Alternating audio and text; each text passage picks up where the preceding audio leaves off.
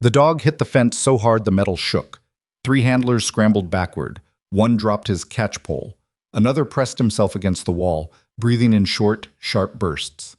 The Belgian Malinois inside the kennel, all 94 pounds of him, stood in the center of the run, with his lips peeled back, a sound coming from his chest that wasn't quite a bark and wasn't quite a growl. It was something older than both. The kind of sound that told you this animal had already made a decision, and the decision was that he was done. The base veterinarian had written 3 words in the file. Non-rehabilitable. Recommend retirement. Everyone agreed. Everyone except the one person nobody asked. Before you go any further, if you're new here, hit that subscribe button and stay with me until the very last second of this story, because it's going to take every turn you didn't see coming. Drop a like and tell me in the comments what city you're watching from. I want to see exactly how far this story travels. Harlow Army Medical Installation sat on the eastern edge of Creston Valley, wedged between a dry river basin and a stretch of government land that went nowhere useful. The base wasn't large, medium-sized by military standards, but it ran a full trauma ward, a surgical suite, 3 outpatient clinics, and one of the most active K9 units in the region. The dogs there were not pets. They were working soldiers trained to detect, protect, and absorb the kind of danger that human bodies couldn't afford to absorb. They had ranks, they had records, they had commendations filed in the same system that tracked human personnel. They also had trauma. That part wasn't always in the file. Nurse Callahan came through the main hospital entrance at 6:47 on a Tuesday morning with a bruise on her left forearm. She hadn't bothered to hide, and a travel mug she hadn't bothered to fill. 29 years old, 5'6". Brown hair pulled back in the kind of bun that started tight and ended crooked by noon. She was a trauma nurse, level 2 certification, advanced triage, 18 months at Harlow after 2 years at a civilian hospital that had broken her in ways she still hadn't fully cataloged.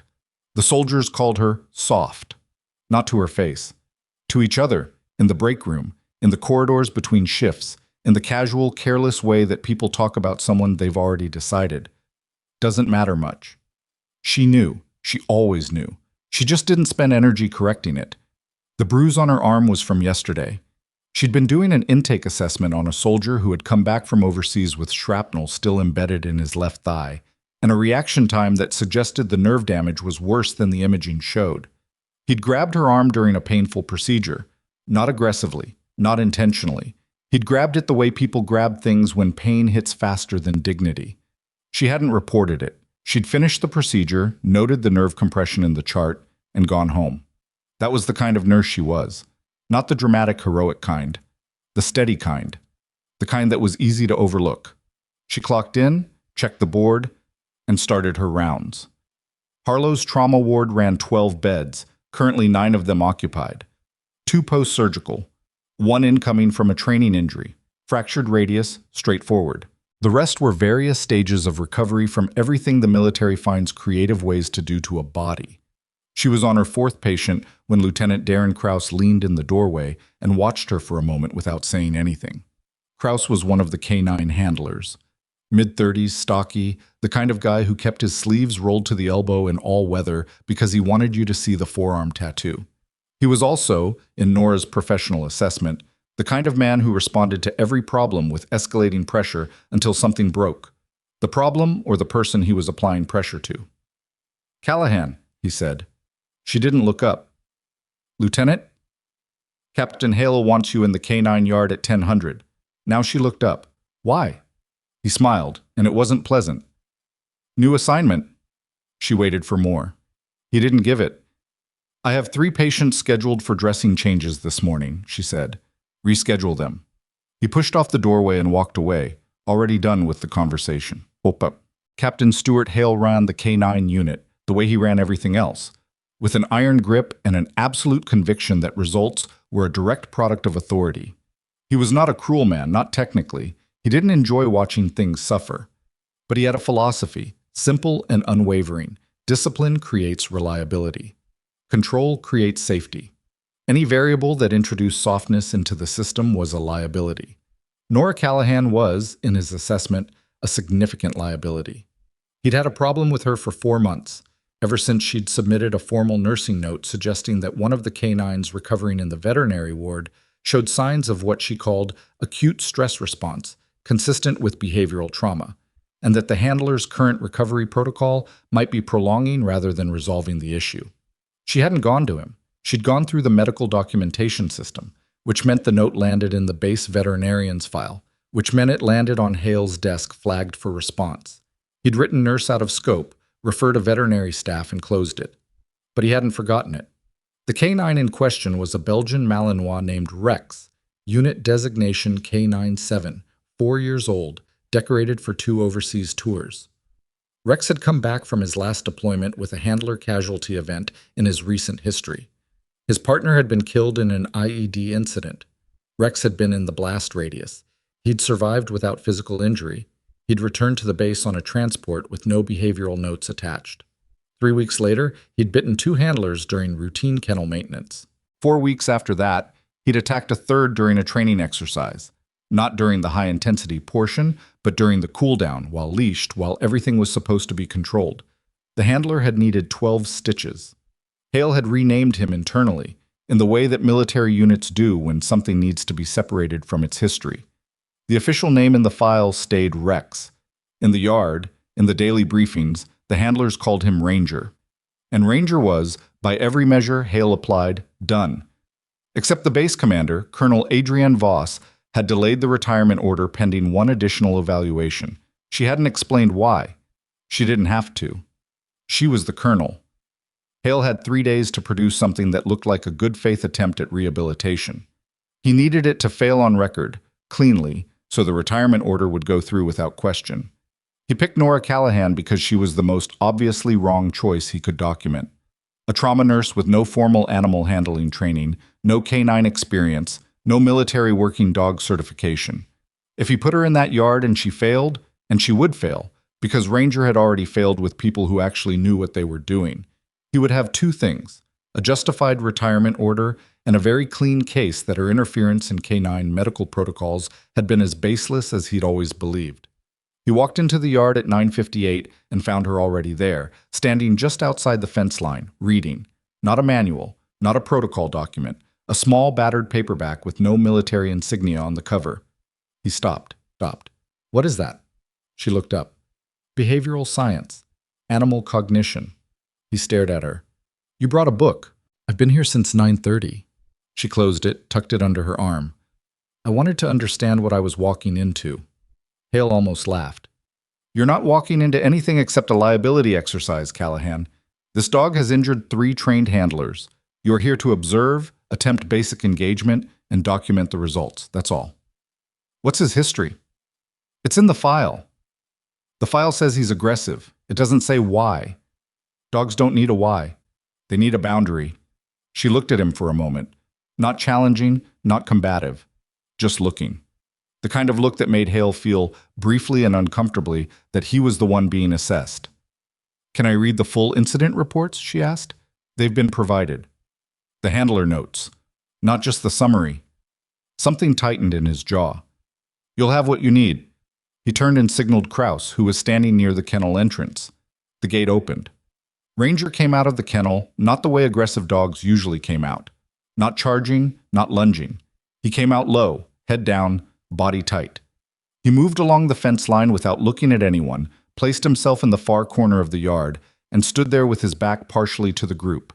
Nora watched him from outside the fence. Hale stood beside her with his arms crossed. He's turned away, he said. That's not submission. That's calculated behavior. He's waiting. He's avoiding eye contact, she said. Same thing. It's not the same thing at all. Hale turned to look at her. She was watching Ranger with an expression he couldn't quite categorize. Not fear, not the kind of professional detachment he expected from someone doing an evaluation. Something more careful than both. You going in? Kraus asked from behind them. Hale started to say yes, get the process moving, document the failure. But before he could, Nora was already reaching for the gate latch. Hold on, he started. I'm not going to rush him, she said, and stepped through. The yard went quiet in the particular way that happens when something unexpected occurs in a space that's been running on routine. 3 handlers who'd been standing near the equipment shed stopped talking. Kraus straightened. Hale's hands came off his crossed arms and dropped to his sides. Nora moved into the yard slowly, not toward Ranger, but to a point roughly in the middle of the space. She didn't face him. She turned slightly sideways, dropped her gaze to the ground, and stood still. Nothing happened for about 30 seconds. Ranger's ear moved, one ear, rotating toward her like a small satellite dish recalibrating. She didn't react. She didn't look up. Another 20 seconds. He turned his head. Not fully. Just enough to see her in his peripheral. She was still sideways, still looking at the ground. Her breathing, as far as any of the observers could tell, was completely calm. "She's not doing anything," Kraus said under his breath. "Correct," Hale said, his voice flat. But he didn't call her back. Ranger took 2 steps toward her. He stopped. His body was still low, still tight. The posture of an animal that had learned that movement often preceded pain, and so had developed a relationship with stillness that was more survival than aggression. Nora let him stay there. She didn't look up. She shifted her weight slightly, the way someone shifts when they've been standing in one position too long and their knee is starting to complain, which was exactly the case, not theater, just biology. The movement was small and human and utterly without performance. Ranger's posture changed, marginally. His shoulders dropped a 1/4 inch. She slowly crouched down, not kneeling, not dramatic, just reducing her height by lowering herself to a squat. Her gaze stayed down. Her hands stayed loose at her sides. He took 3 more steps. He was 6 feet from her when he stopped again. And this time the sound he made was nothing like the sound he'd made at the fence. It was a low, private sound, almost inquisitive. She made a small sound back. Not a command, not a cue word, just an acknowledgement, 2 syllables. The kind of sound you make when someone tells you something you already half suspected was true. Ranger closed the last 6 feet. He didn't approach her hands. He approached her side, her left side specifically, and pressed his head against her arm. Not aggressively. Not the way a dog that has been driven by fear and forced obedience approaches a body. He pressed against her the way something exhausted presses against the first thing that has been still long enough to seem safe. Nora didn't grab him. She didn't reach over his head, didn't pat his back, didn't do anything that would have required him to accommodate her need to participate in the moment. She just let her arm rest lightly against his neck. The yard was completely silent. After almost a full minute, she spoke. She spoke quietly, but the yard was small enough that Hale could hear every word. "Hey," she said. "It's okay. I'm not going anywhere." But nobody said anything when she came back through the gate. Not immediately. Kraus was looking at the ground. 2 of the handlers near the shed had turned to face the yard properly, like they'd stopped pretending to be doing something else. Hale said, "That proves nothing. He was calm because you weren't threatening him. Any non-threatening presence would have achieved the same result." "Maybe," Nora said. "It doesn't demonstrate rehabilitation. It demonstrates avoidance of stimulus." "I know. He needs to be tested against real stressors. That..." He gestured back at the yard where Ranger had returned to his corner but was now sitting instead of standing, "is not a test." "I know that too." She picked up her book from where she'd left it on the fence post. "Can I see the handler incident reports now? All of them, not the summaries." He looked at her for a long moment. "I'll have Kraus send you what's available. I'd like them by end of shift." She turned and walked back toward the main building without waiting to see if that was acceptable. Hale watched her go. Something in his chest that he would not have named as unease settled anyway, quiet and unwelcome, behind his sternum. The incident reports arrived at 4:15, 30 minutes before her shift ended. Kraus dropped a folder on the nursing station desk without a word and left. Nora opened it and read every page. The pattern was not subtle. All 3 incidents had occurred during close contact handling, kennel cleaning, gear adjustment, leash transfer. All 3 had been preceded by a period of what the handlers described as unpredictable stillness. All 3 had resulted in the handler either reaching over Ranger's head or making direct eye contact during a moment of elevated stress. To someone with animal handling experience, or to anyone who'd spent time reading behavioral science in a battered paperback, none of this was unpredictable. These were textbook startle responses from an animal with a sensitized threat detection system. The stillness the handlers had misread as calm was a freeze response. The attacks weren't aggression, they were defensive eruptions from an animal that had been pushed past a threshold it could no longer manage. But there was something else in the reports, something that didn't fit the behavioral pattern she'd been constructing. Every incident had happened during a shift rotation, specifically during the hour immediately following a handler change. Ranger's primary handler during his last deployment had been Sergeant First Class Daniel Merrow. Merrow was listed in the file as deceased, KIA, 8 months ago. Every handler incident since had occurred when a new person took the leash for the first time, not during high-stress exercises, not during the explosive detection work or the protection scenarios, during the handoff, during the exact moment when one person let go and another person took hold. Nora sat with that for a moment. Then she closed the folder, picked up her phone, and called the base veterinarian. Dr. Petra Lund had been the veterinarian at Harlow for 6 years. She had the demeanor of someone who had learned through long experience that the people around her were going to make decisions she disagreed with, and that the most effective response was usually to document her objections in writing and stay in her lane. She picked up on the second ring. "Callahan," she said, "I was wondering when you'd call. You've seen the behavioral history." "I wrote the behavioral history." A pause. "And I saw your note 4 months ago, the one Hale closed without response. He was right that it was outside my scope." "He was right about the scope, he wasn't right about the diagnosis." Another pause, longer. "I've been saying for 3 months that this animal's presentation is consistent with complicated grief response layered on top of an acute stress disorder. I've said it in writing, I've said it in meetings. I've been told that a dog cannot grieve in the clinical sense and that my assessment is anthropomorphic." "Can it?" "The research says yes, not in the way humans grieve, but the neurological underpinning is similar enough that the behavioral outcomes map almost identically." Lund's voice was careful, measured, the voice of someone who had been right too many times in rooms where being right hadn't mattered. He lost his handler. He was in a blast event. He came back to a facility where every human who approached him did so with physical dominance techniques that his sensitized nervous system interpreted as threat. Every incident since has been a predictable response to that stimulus pattern. "The handoffs," Nora said. "Yes, the handoffs specifically. The moment when the familiar becomes unfamiliar again. That's his trigger." Nora was quiet for a moment. What would he need? Time, consistency, someone who approaches him without the dominance framing. A short, dry sound that was almost a laugh. Everything Hale's protocol is specifically not designed to provide. "If I work with him through the evaluation period," Callahan, Lund's voice changed, not unkind but direct. "Hale chose you for this because you're going to fail. That's the purpose. The evaluation is set up to produce a specific outcome, and that outcome is Ranger's retirement and your documented inadequacy." "I know." "Then you also know that even if you spend the next 72 hours doing everything right, he's going to find a way to construct the narrative he wants." "Maybe." Nora set the folder down on her kitchen table set. She'd gone home by now, eating standing up over the sink with the folder open beside her plate. But Ranger's going in front of Colonel Voss, not Hale, and Voss ordered the evaluation herself. Silence on the line. "You've done your homework," Lund said finally. "I had 30 minutes and a personnel directory."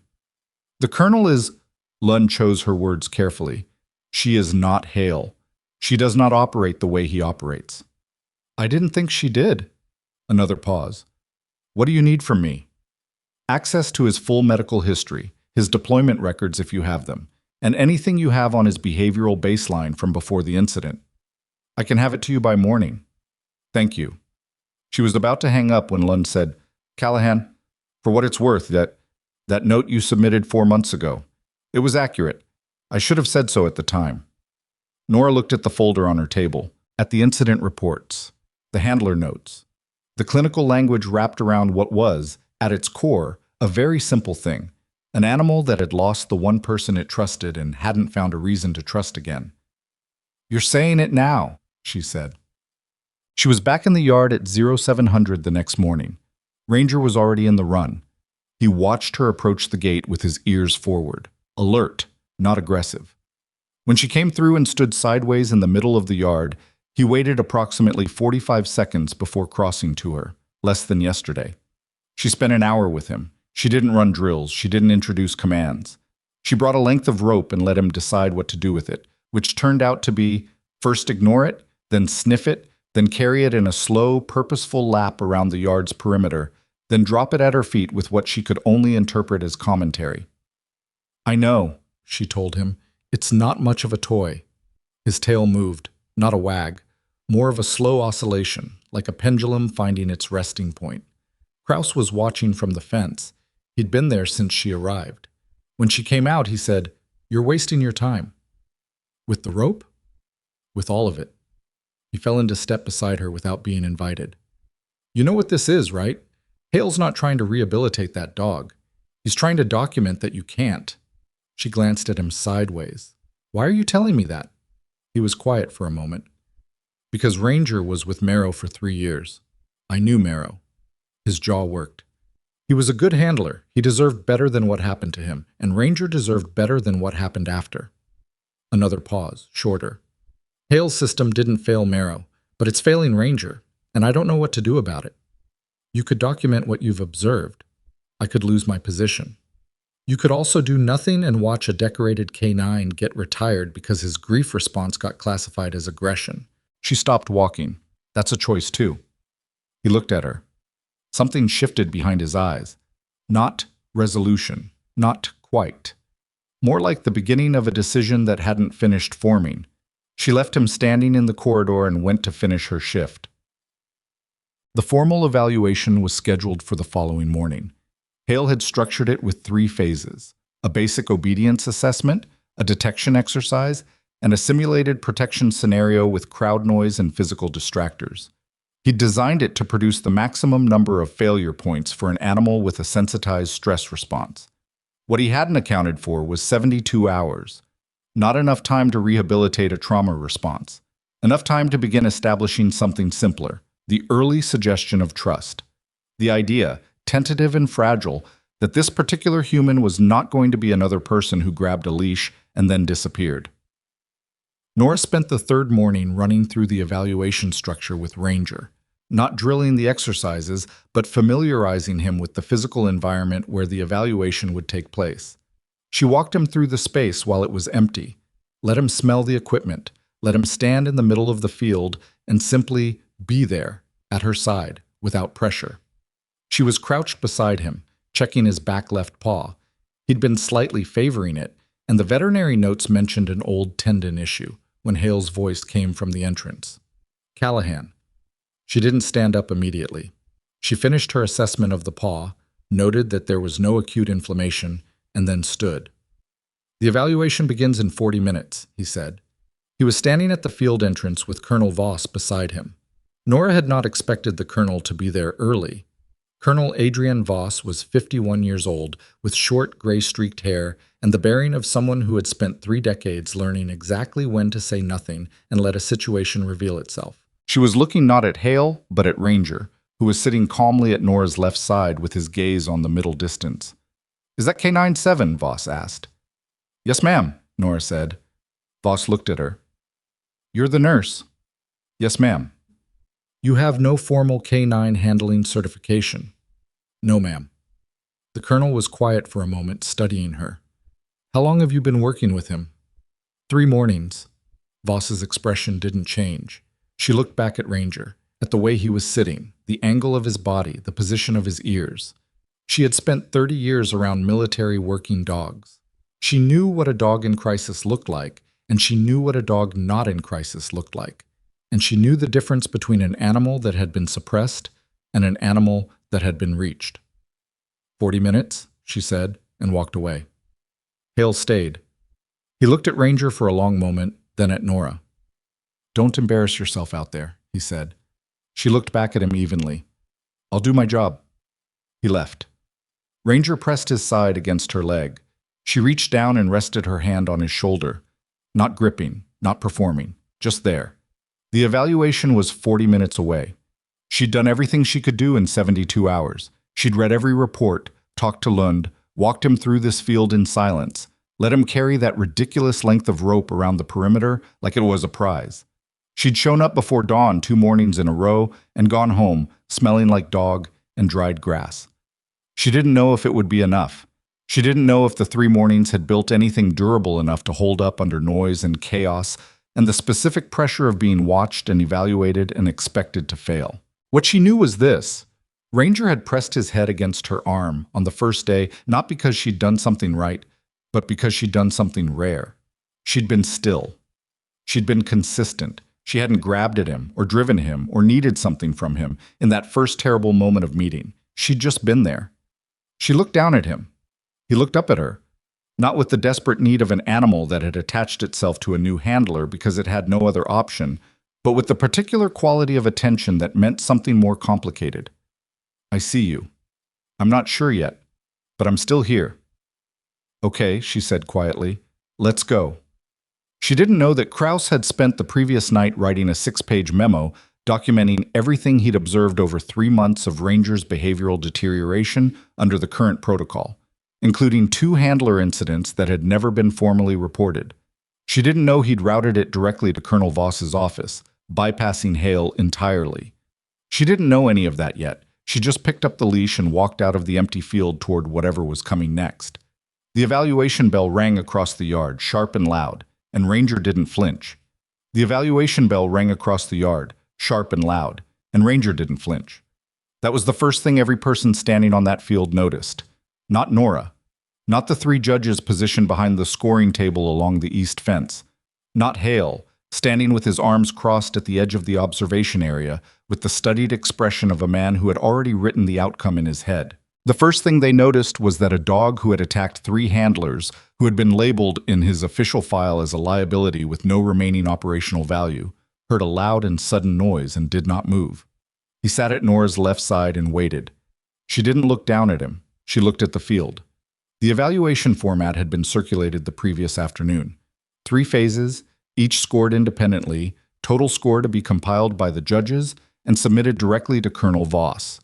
Phase 1 was basic obedience: heel, sit, stay, down, recall.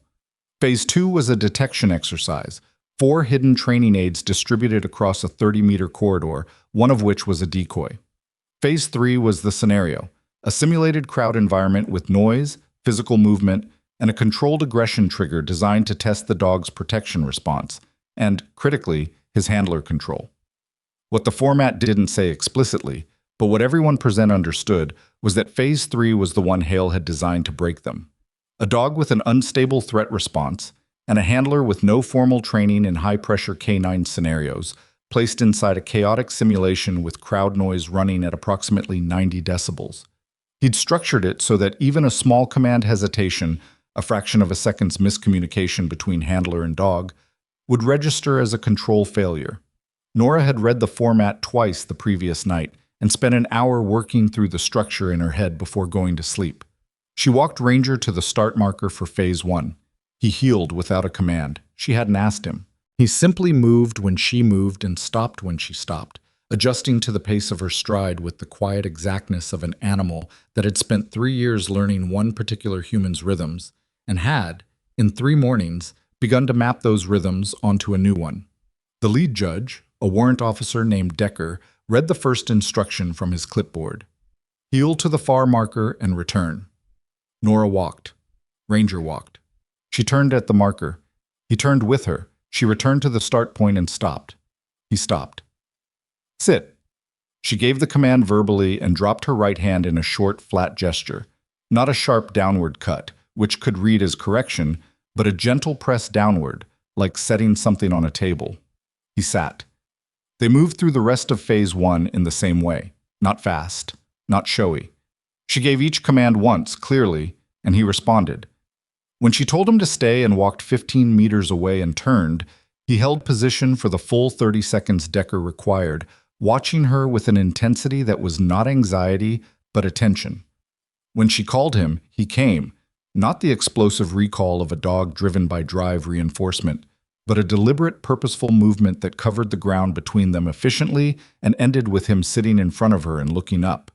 Decker made a mark on his clipboard. Hale, from the observation area, said nothing.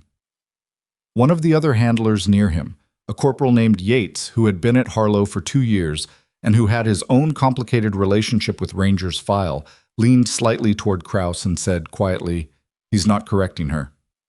Kraus didn't answer. He was watching the field. Phase 2 began with the detection corridor. The judges had set it up before the evaluation started. 4 scent sources, 1 decoy, hidden in various concealment points along a 30-meter run of low barriers and equipment cases. The training aids were explosive scent training compounds. The standard protocol, nothing Ranger hadn't been trained to detect hundreds of times. What hadn't been in the official evaluation briefing, but what Nora had found in the behavioral notes Lund had sent over, was that Ranger's detection scores in the 3 months since returning from deployment had been erratic. Not bad. Erratic. Some runs, perfect. Others, he'd indicated on the decoy, or missed one of the 4, or stopped mid-corridor and refused to continue. The inconsistency had been attributed in Hale's assessment to the dog's general unreliability. Lund's notes said something different. The erratic performance correlated almost exactly with the stress level of the handler holding his leash. High-stress handler, erratic performance. Calm handler, clean performance. The dog wasn't unreliable. The dog was a mirror. Nora stood at the entrance to the corridor and looked at Ranger. She did not feel particularly calm. She was aware of the observation area, of Hale's eyes on her back, of Decker's clipboard, and the 2 other judges with their scoring forms.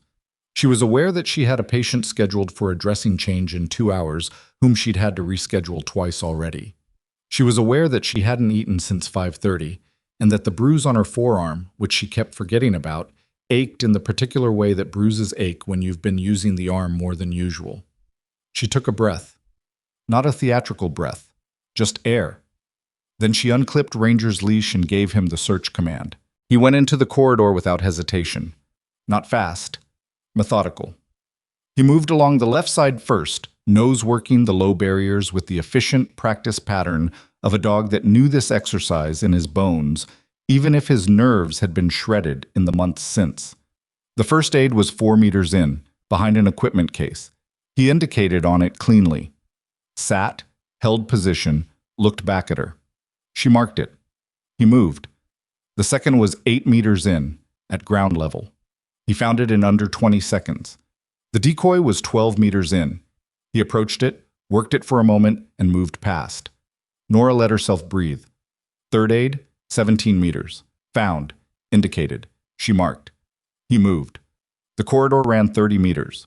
The fourth aid was in the last 5, tucked high on a barrier at approximately dog shoulder height. Ranger covered the ground between the third marker and the end of the corridor, slowed, and indicated on the correct position with the same clean-held sight he'd used on the others. 4 aids, 0 false indications. She put her hand down and he returned to heel. Decker made another mark. He didn't say anything, but he made the mark with the kind of deliberateness that meant something. From the observation area, the silence from Hale's direction had shifted quality. It was no longer the silence of a man waiting for something to go wrong. It was the silence of a man recalculating. He'd made a mistake, and he knew it. Not a catastrophic one, yet. Phase 3 was still ahead, and Phase 3 had been built specifically for situations like this. But he'd assumed Phase 1 and 2 would produce enough failure data to give him narrative cover. He hadn't expected clean scores. He hadn't, if he was being honest with himself in the narrow space where he was still capable of honesty, expected this dog to be capable of clean scores with this handler. He said to Kraus beside him, "The scenario's going to be different." "Sir," Kraus said, which was not an agreement. Passem. Phase 3 setup took 12 minutes.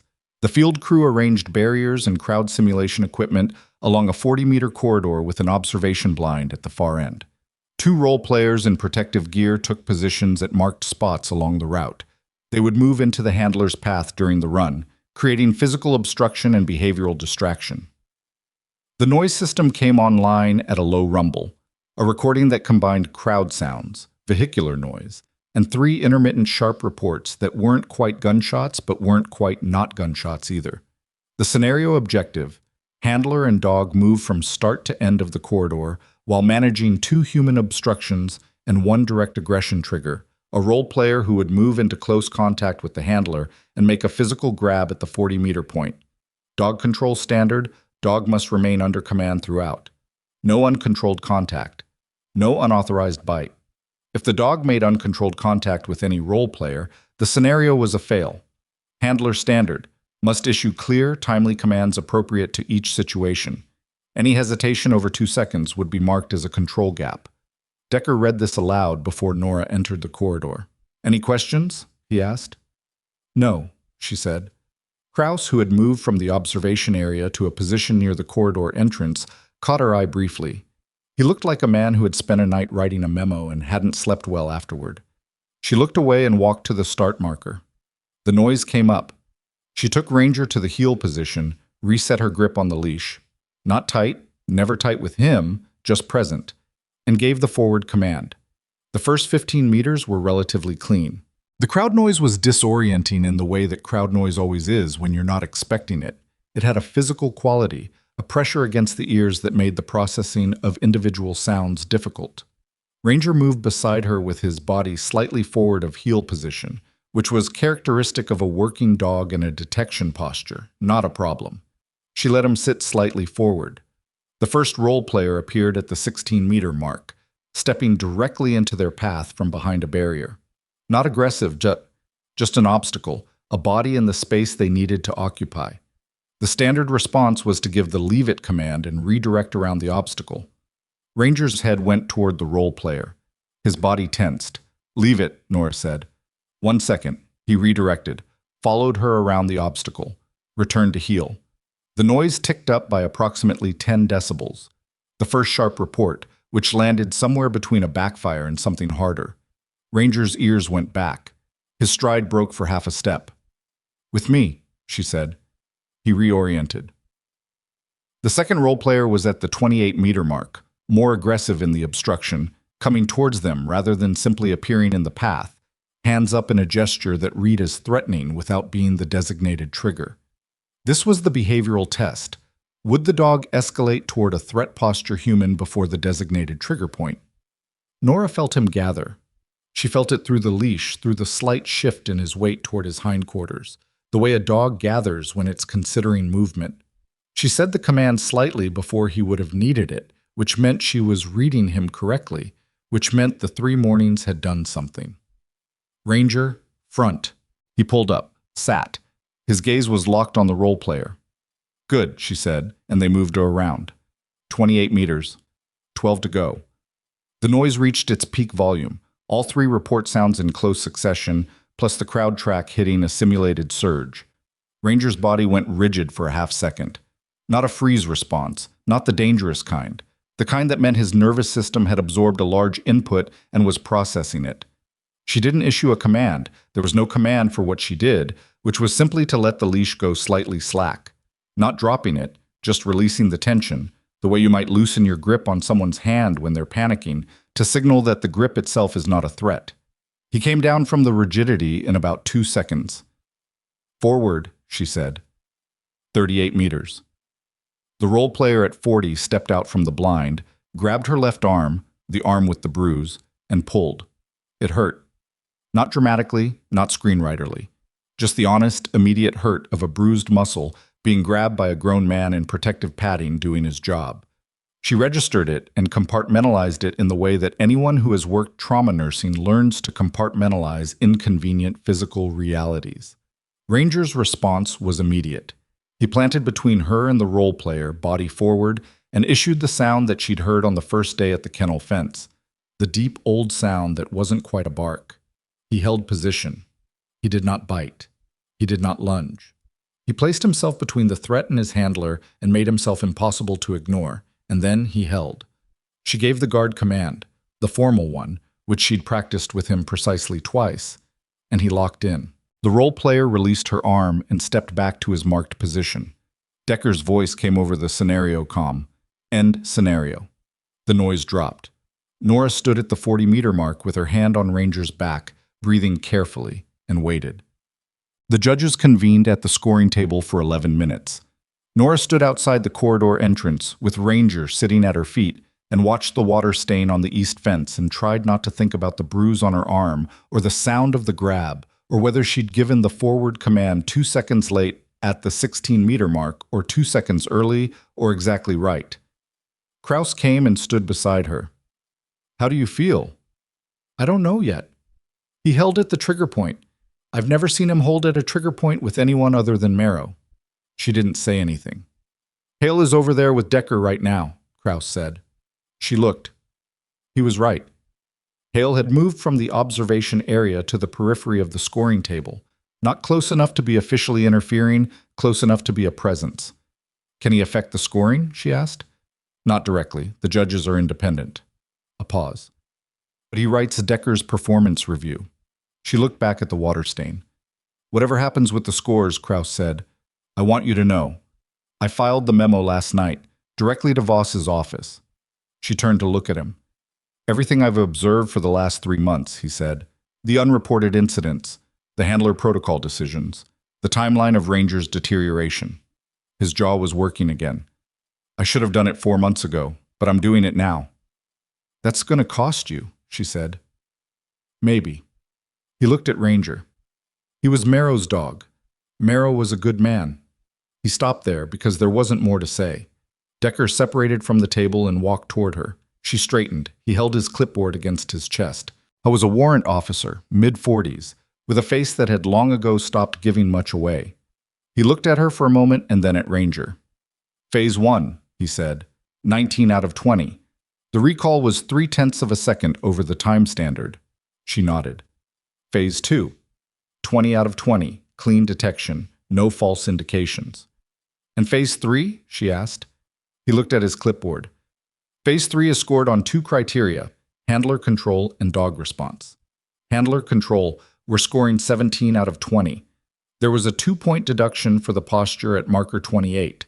The dog's sit position during the second obstruction was not fully squared. She absorbed that. It was fair. His sit had been angled. Dog response, Decker said. 20 out of 20. She stopped. At the trigger point? Dog placed correctly, held correctly, guard command given within acceptable response window. He looked at her. That's a full score on the protection scenario for a dog that's been classified non-rehabilitable for 90 days. She didn't say anything. Combined score, Decker said, is 56 out of 60. He glanced toward the observation area, where Hale was standing very still. That is a passing evaluation, Nurse Callahan, by a margin. He turned and walked back to the table. Nora stood at the 40-meter mark of a military evaluation field with a Belgian Malinois sitting at her feet and a combined score of 56 out of 60 and did not feel triumphant. She felt tired. She felt the bruise on her arm. She felt the specific hollow quality of having done something right in circumstances that had been built to ensure she couldn't, and knowing that doing it right was not the same as being finished. Because she'd looked at Hale's face when Decker walked away from the table, and his expression wasn't defeated. It was something smaller and more controlled and considerably more dangerous. It was the expression of a man moving from one plan to a second one. She was back in the trauma ward by 1400. The patient whose dressing change she'd postponed twice was a sergeant named Hollis, 43 years old, femoral repair, day 8 post-surgery, and he had strong opinions about scheduling. Third time, he said when she came in. I know. I'm sorry. They send you to wrangle dogs now? Something like that. And? She set up her tray. We passed. Hollis looked at her. I was the kind of patient who watched nurses the way experienced soldiers watch terrain, reading information from small details because the big picture is rarely what it seems. Passed how? 56 out of 60. That K9 that's been tearing up handlers? His name is Ranger. A short silence. Huh, Hollis said, and then, 56 is not a perfect score. No. Hale going to use that? She worked on the dressing and didn't answer, which was itself an answer. Hollis was quiet for a moment. Captain Hale did Sergeant Marrow's after-action debrief, when Marrow's unit came back without him. He said this in the flat, informational way that soldiers sometimes deliver information that costs them something. Hale wrote the official narrative, controlled what went into the record. She looked up. What do you mean? I mean Marrow's file is clean. Clean in the way that means someone made sure it was clean.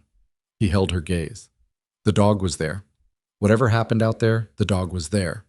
She set down the dressing gauze. Are you telling me that the behavioral incident that started Ranger's deterioration might have a different cause than what's in the record? I'm telling you that Hale controlled the record. He looked at the ceiling. I'm a patient. What do I know? She finished the dressing change in silence, noted everything in the chart, and left. She sat in the break room for 4 minutes and thought about what Hollis had said. Not the implication, she'd understood that immediately. What she was thinking about was the shape of it. Hale had controlled the after-action narrative. He'd shut down her medical note. He'd designed an evaluation meant to produce a specific result. He'd been standing at the scoring table's edge when the scores were read. These were not the actions of a man who simply had a different operational philosophy. These were the actions of a man protecting something. Her phone buzzed. It was a text from a number she didn't have saved. Colonel Voss's office, 600 hours. Bring your documentation. She stared at it for a moment. Then she texted Dr. Lund. Are you available at 15:45? Lund's reply came in 40 seconds. I've been waiting for this. Colonel Voss's office was on the second floor of the command building, at the end of a corridor that smelled like floor wax and institutional coffee, and the particular low-level tension of a space where significant decisions were made routinely enough to leave a residue. Nora arrived at 15:57. She had her nursing documentation, Lund's behavioral assessment reports, and a printed copy of the incident report analysis she'd done the first night. She had not slept more than 5 hours in 3 days. She was wearing yesterday's hair because she'd been in the yard at 0600, and the bun had given up entirely and been replaced by a ponytail that was also giving up. Lund was already outside the door, holding a folder thick enough to require both hands. How are you? Nora asked. Nervous, Lund said. I'm a veterinarian. I file reports. I don't do this. You're doing it now. Yes, I am. She looked at Nora's ponytail. Did you sleep? Some. I brought the full behavioral documentation, 18 months of K97's records with my clinical annotations. She adjusted the folder. I also pulled the deployment handler reports, the ones from before the incident. What did they say? They said Ranger was one of the most stable, high-performing working dogs on the deployment. She met Nora's eyes. 4 months before the incident, his handler scores were in the 94th percentile. This animal was not predisposed to instability. What happened to him happened after he came back. The door opened. Colonel Voss's aide looked at both of them. The colonel will see you now. They went in. Voss was seated behind her desk, and she was not alone. Kraus was already there, in a chair to the left, with his own folder in his lap and the look of a man who had made a decision and was now inhabiting its consequences. There was also another officer Nora didn't recognize, a major in the JAG Corps, from the insignia, who was seated to the side with a tablet and an expression of complete professional neutrality. The presence of a JAG officer was information. Sit down, Voss said. They sat. Voss looked at Kraus first. Your memo. Yes, ma'am. You allege that 2 handler incidents were deliberately omitted from official K9 unit logs. Yes, ma'am. I was present for both. I documented them in my personal notes at the time because the formal reporting felt, he chose his word carefully, incomplete. And you're attributing the omissions to Captain Hale. I'm attributing the instructions to omit them to Captain Hale, yes. Voss held his gaze for a moment, then she looked at Nora. Nurse Callahan, the evaluation scores today. 56 out of 60, ma'am. For a dog assessed as non-rehabilitable. Yes, ma'am. How? Nora looked at her. The question was direct, and it deserved a direct answer. He wasn't non-rehabilitable, ma'am. He had an untreated trauma response that was being reinforced by the handling protocol. Given consistency and a handler whose approach matched his behavioral needs, the underlying capability was still there. Dr. Lund. Lund opened her folder. I've documented the clinical basis for that assessment over the last 4 months, ma'am. I'd like to walk you through it. You'll submit it to the JAG review. Voss turned to the major.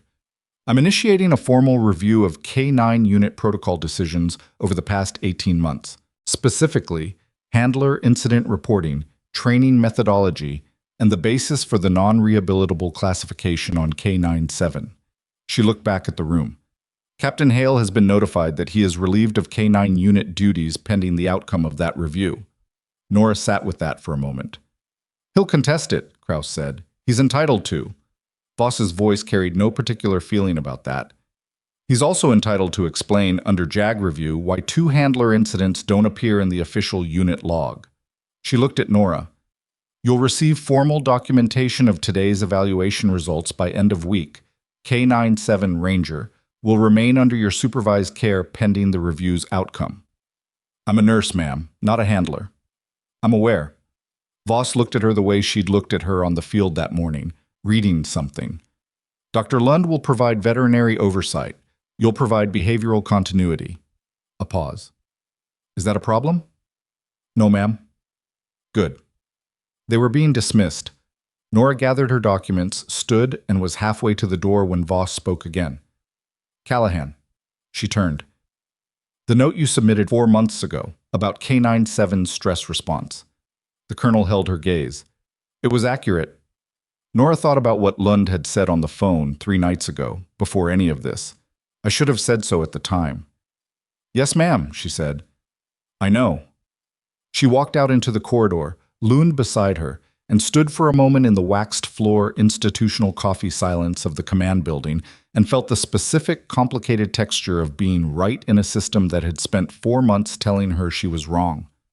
It didn't feel like winning. It felt like the ground had shifted, and she hadn't landed yet. She got back to the ward at 16:43. She had 2 patients to check before end of shift. She checked them. She wrote her notes. She clocked out at 18:12 and drove home. She was parked in her driveway, engine off, when her phone rang. Unknown number. Not a text this time, a call. She answered. The voice on the other end was male. She didn't recognize it. He spoke quietly, like someone who had stepped away from somewhere to make this call and didn't have much time. You asked about Merrow's after-action report, he said. She went still. Who is this? Someone who was there. A pause. There's a discrepancy in the casualty report. Not in Merrow's record, in the incident timeline. The dog was recovered from a position that doesn't match where the official record says Merrow was when the IED detonated. Nora's hand tightened on the phone. That means either the incident timeline is wrong, the voice said, or the record was adjusted after the fact to match a narrative someone needed to be true. She heard background noise on the line, a door, voices, something institutional. Why are you telling me this? She asked. Because Hale wrote that report, the voice said, and because Ranger was the only witness to what actually happened out there, and a dog can't testify. The line went dead.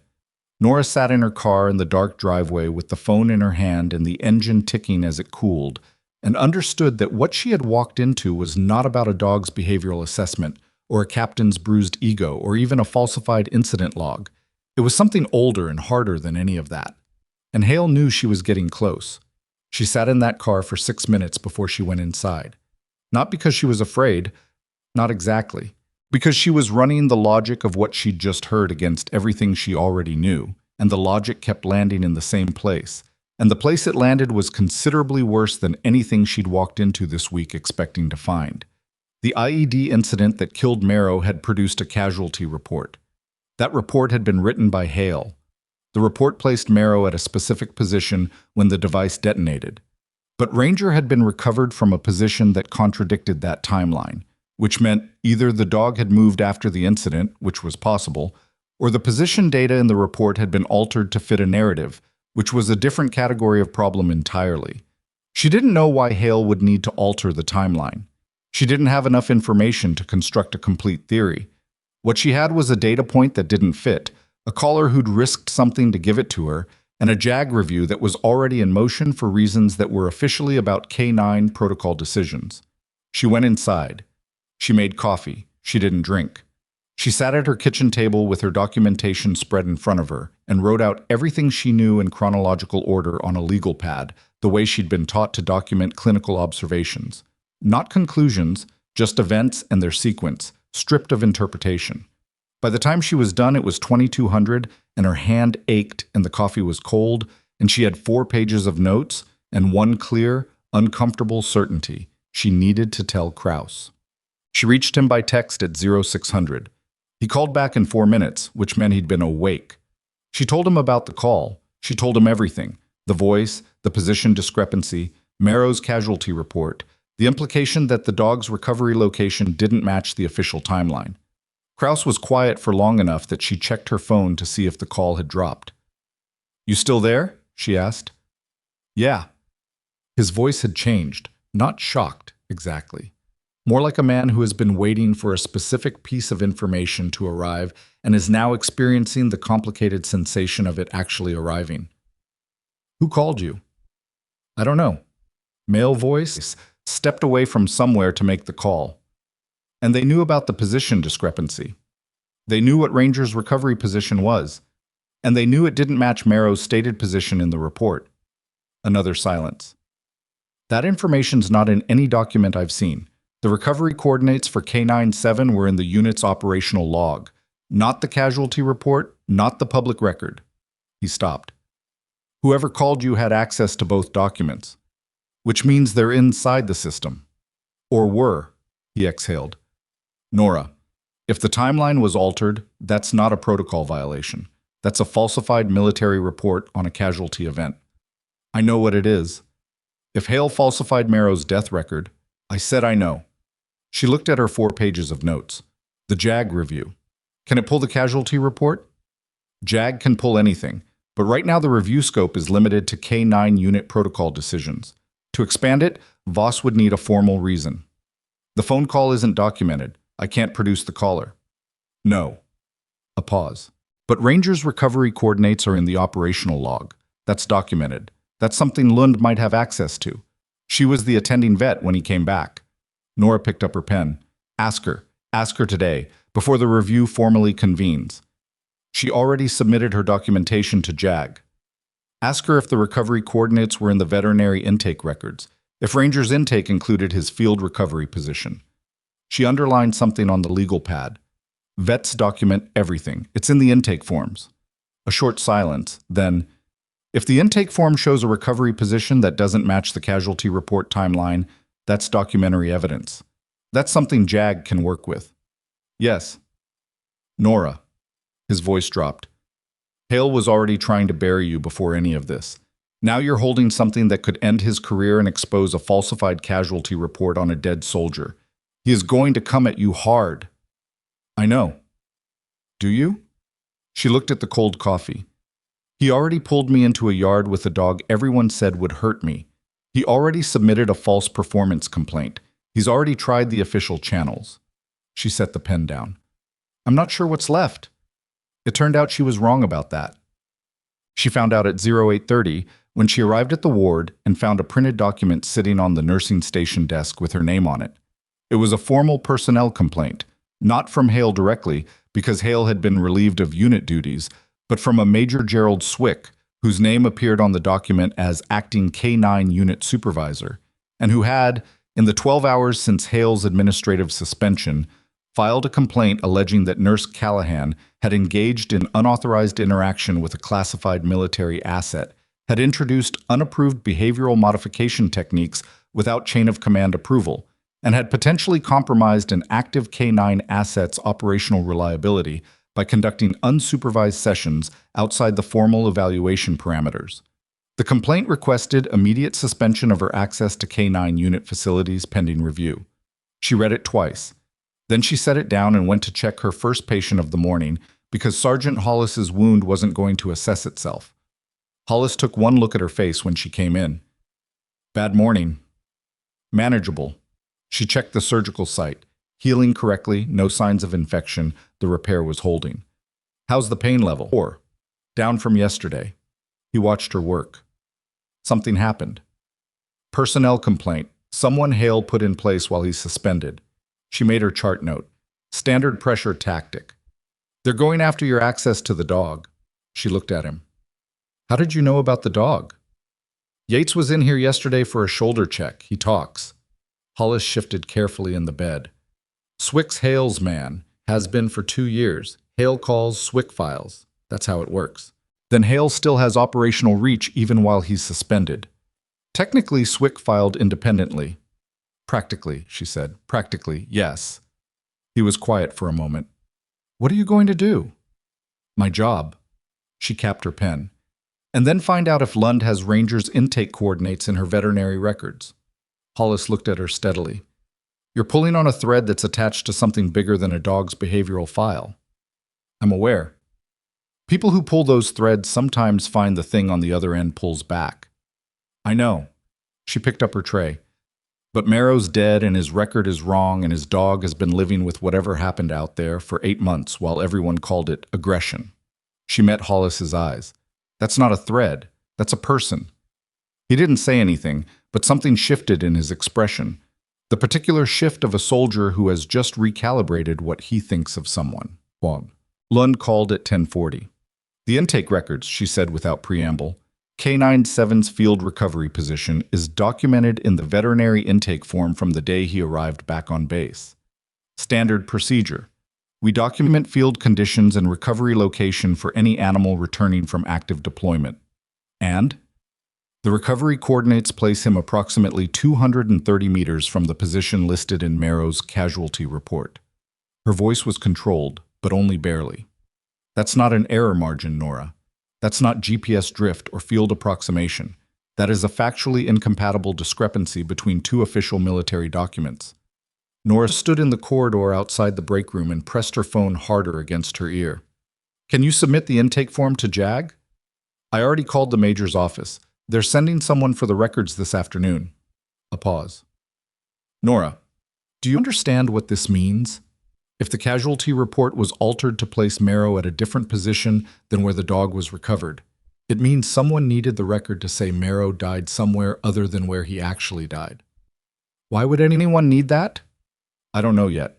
She turned and looked down the corridor at the institutional floor, the fluorescent light, the closed doors of patient rooms.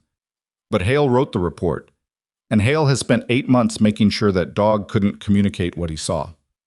Silence on the line. A dog can't testify, Lund said quietly. She was repeating what Nora had told her from the phone call, without saying so. But the recovery coordinates can. Yes. I'll make sure that the records are complete before they arrive. Another pause. The personnel complaint this morning, Swick's complaint. I saw it. It's going to affect your access to Ranger. Even pending review, they can restrict your contact while the complaint is processed. How long does processing take? Standard timeline is 5 to 10 business days. 5 to 10 days during which she couldn't maintain the consistency she'd established with him. 5 to 10 days during which his behavioral progress, fragile, recent, built on 3 mornings of careful, specific work, could unravel completely if someone else took over his handling using the same pressure-based approach that had fractured him in the first place. And with Hale's influence still operational through Swick, that wasn't a hypothetical. Who approves the access restriction, she asked. Medical command, technically, for a nursing staff member. Lund paused. Colonel Voss has authority to override pending the JAG review. Then I need to talk to Voss. Her aide said she's in command briefings until 1400. I'll wait. She waited. She finished her morning rounds. She changed dressings, updated charts, fielded a call from the scheduling office about the twice-postponed patient she'd rescheduled yesterday. She ate half a sandwich at 11:30 standing over the break room sink because there wasn't time to sit. At 12:15, Kraus texted, Swick has already briefed 2 handlers to take over Ranger's daily care. They're scheduled to begin this afternoon. She texted back, working on it. She got in to see Voss at 14:09. The colonel's aide showed her in without the waiting room formality of the previous day, which meant Voss had flagged her as a priority visit. That was information. Voss was standing when she entered, not seated. She was at the window, looking at the yard below, and she turned when Nora came in. Close the door. Nora closed it. Sit down. I'd rather stand, ma'am. I'll keep this short. Voss looked at her. Lund called this morning. About the intake records, yes. JAG received them 40 minutes ago. The major has already elevated the review scope to include Merrow's casualty report. Voss's voice was the same as it always was, measured, uninflected, carrying no signals of her internal state. You understand what that means? Yes, ma'am. It means this is no longer a K9 protocol review. This is a potential criminal investigation into a falsified military casualty report. She held Nora's gaze. Which means everything you are involved in is now formally within JAG's purview, which means I need to ask you directly, is there anything you haven't submitted to the review? Anything you know that isn't documented? Nora thought about the phone call. She thought about the unidentified voice, the quiet urgency of it, the risk it had represented for whoever made it. I received a phone call 2 nights ago, she said. Unidentified caller. Male. The call flagged the position discrepancy to me. I have no documentation beyond my own written notes, and I can't identify the caller. What number did they call from? Unknown. The call didn't register on my phone's log. She'd checked. The call had come through but left no record, which meant a burner or a routed line. I wrote down the content of the conversation as accurately as I could immediately after. Submit those notes to JAG. Yes, ma'am. She paused. Ma'am, the personnel complaint from Major Swick. The access restriction. I'm aware of it. If I lose access to Ranger during the review period, his behavioral progress may not hold. He's 8 months into an untreated trauma response. The consistency I've established in 3 days is fragile. If Swick's handlers take over using the same protocol that failed him before, I've already suspended the access restriction, Voss said. Nora stopped.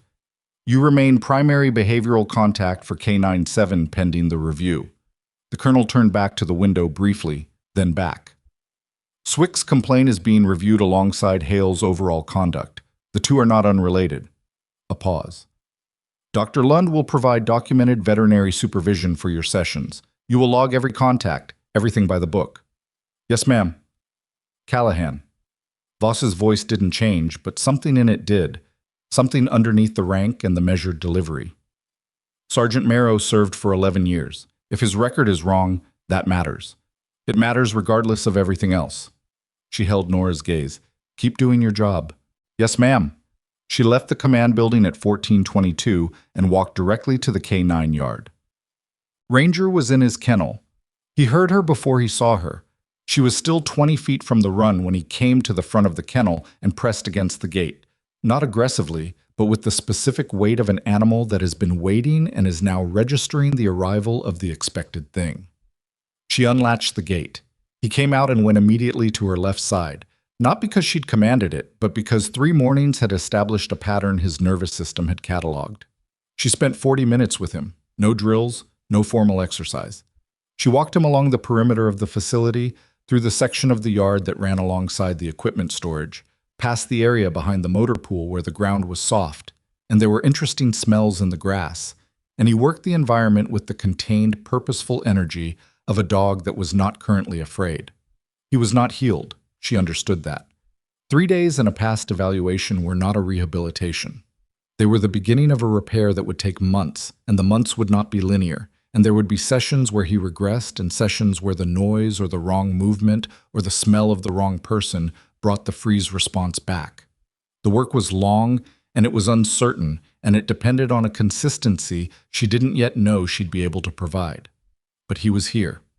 He was walking beside her with his ears forward and his body loose, and he was not afraid right now, and that was the thing she was able to offer him today. She was walking him back toward the kennel when she saw Swick. He was standing near the facility entrance, early 40s, compact, with the bearing of a man who managed up very well and sideways very poorly. I was watching her and Ranger with the expression of someone who had planned to be doing something and had been formally prevented from doing it and was still working out how to feel about that. She brought Ranger back to the kennel, settled him in, and latched the gate. Then she walked toward the entrance. Swick didn't move as she approached. Nurse Callahan. Major. Colonel Voss has overridden the access restriction. Yes, sir. That doesn't mean the complaint has been resolved. I understand that. He looked at her with the specific quality of a man delivering a message from someone else. You're involved in something that's larger than a K9 behavioral assessment. You should consider whether you want to keep pulling on it. She looked at him. Are you advising me to stop cooperating with JAG, sir? His jaw tightened. I'm advising you to consider your position.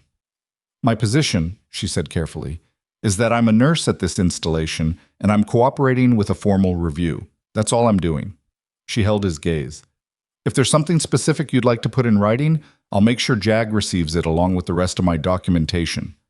He didn't say anything. She walked past him and went back to her ward.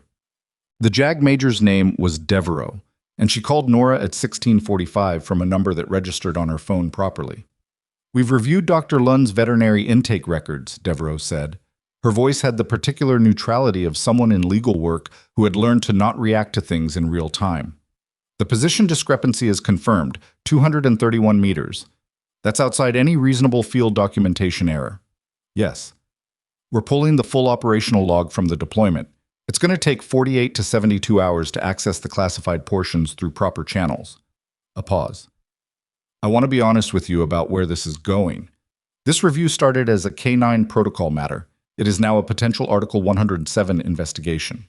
Article 107. False official statement. Military Criminal Code. If Hale is found to have falsified a casualty report, Devereaux continued, the implications go beyond his career. It goes to Merrow's family. It goes to the official record of his death. Another pause.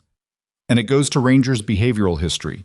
Because if the official record of the incident is inaccurate, then the behavioral notes predicated on that record are also inaccurate. Every decision made about that dog in the last 8 months was made on the basis of a falsified account. Nora had known this. She'd known it since she'd sat in the car the first night, but hearing it stated in legal language in a JAG officer's measured voice made it specific in a way that her own understanding hadn't quite achieved. "What do you need from me?" she asked. "Keep your contact logs with K97 current, and don't discuss the Article 107 aspect with anyone outside this call until we have the operational records." "Understood. One more thing." Devereaux's voice changed slightly.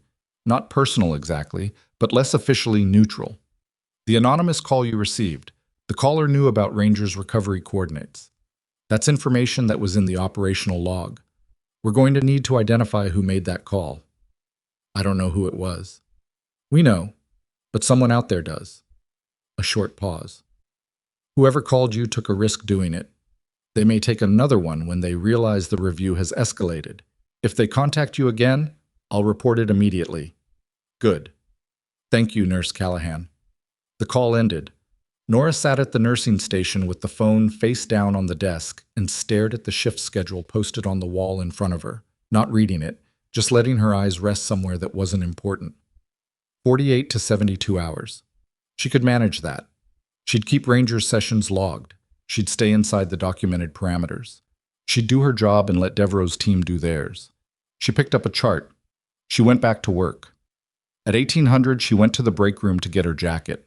Krause was there, heating something in the microwave, looking at his phone. "Devereaux called you?" she asked. "An hour ago. Article 107. He looked up from the phone. "You know what that means for Hale?" "Potentially.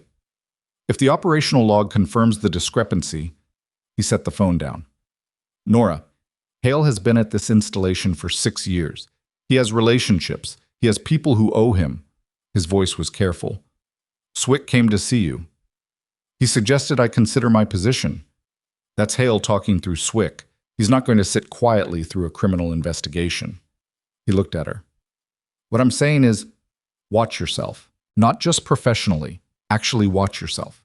She pulled her jacket on. "I'm a nurse, Krause, not an investigator. You've been acting like one for 4 days. Because someone had to." She picked up her bag. "I'll be in the yard at 0600. Make sure Swick's handlers know the access restriction stands." She was in the parking lot, halfway to her car, when she saw it. The light in her car was on. Not the interior light, the small dashboard indicator that meant a door wasn't properly closed. Except she'd locked the car. She'd pressed the key fob twice, which she always did, and she'd heard the locks engage. She stopped. She stood 10 feet from the car and looked at it. The light was faint, barely visible through the windshield, but it was there. A door had been opened after she'd locked it. She turned around slowly, surveying the parking lot. It was early evening, the lot half empty, the light going gray and flat in the way it went at the end of winter days. Nothing moved. 2 other cars nearby, both empty. The entrance to the main building, 60 feet back, the door closed. She walked to her car slowly and looked through the driver's window before touching anything. On the passenger seat, where nothing had been when she'd left it that morning, was a plain manila envelope. No name on it, no markings. Her phone was in her jacket pocket. She could feel its weight there, the rectangle of it against her ribs. She opened the car door. She picked up the envelope without opening it. She stood in the open door of her car in the gray evening light and thought about Devereaux's voice. "Whoever called you took a risk. They may take another one." She turned the envelope over. On the back, in plain block letters, someone had written 2 things. A name, and below the name, 3 words, "Ask about Kessler." She didn't know who Kessler was, But the name on the envelope above those 3 words was one she recognized. It was the name of the JAG major currently running the review, not Devereaux, a different name entirely. Someone inside the investigation had just told her she was looking at the wrong person. She sat in the driver's seat with the envelope in her lap and didn't open it. Not yet. She was thinking about the sequence of events that had led to this moment. Not emotionally, but structurally, the way she thought through a complicated patient presentation when the symptoms weren't adding up. You start with what you know. You identify what you assumed. You look for the place where the assumption replaced the evidence. She'd assumed the JAG review was clean. Devereaux had called her. Devereaux had been straightforward, professional, specific. The review scope had expanded correctly, the right questions were being asked, the operational records were being pulled through proper channels. But someone inside the investigation, someone with enough access to know Devereaux's name and the name of another JAG officer she hadn't heard of, had put an envelope in her locked car and written 3 words on the back that suggested she was looking at the wrong person. Not the wrong suspect, the wrong reviewer. She put the envelope in her jacket's inner pocket without opening it. She started the car. She drove to the main gate, badged out, and kept driving until she was 3 miles from the installation, at a gas station with a parking lot that had 2 other occupied cars and a functioning streetlight. Then she opened the envelope. Inside were 2 documents, photocopied, the originals clearly official given the header formatting. The first was a 2-page internal JAG correspondence record, dated 6 weeks ago, before Hale's suspension, before the K9 review, before any of this. It was a memo from a Major Roy Kessler, assigned to the Regional Military Legal Office, to an unnamed recipient, flagged as a preliminary inquiry into an anonymous complaint regarding documentation irregularities in the after-action records from Merrow's deployment unit. Kessler had received a complaint 6 weeks ago. He had opened a preliminary inquiry, and then, according to the second document, he had been reassigned, abruptly, without the standard transfer timeline, to an administrative posting in another region, effective 3 weeks ago. His inquiry had been closed, officially marked matter resolved at unit level. The case had been killed before it started. The name on the reassignment authorization was a colonel in the regional JAG command, a name she didn't recognize. But at the bottom of the reassignment document, in the approvals chain, was a second name, a name she did recognize because she'd spent 4 days watching him operate. Not Hale. Hale was a captain. Hale didn't have the authority to redirect a JAG preliminary inquiry. The second name was a brigadier general named Whitmore, listed as concurring authority on the reassignment. She sat with that for a long time.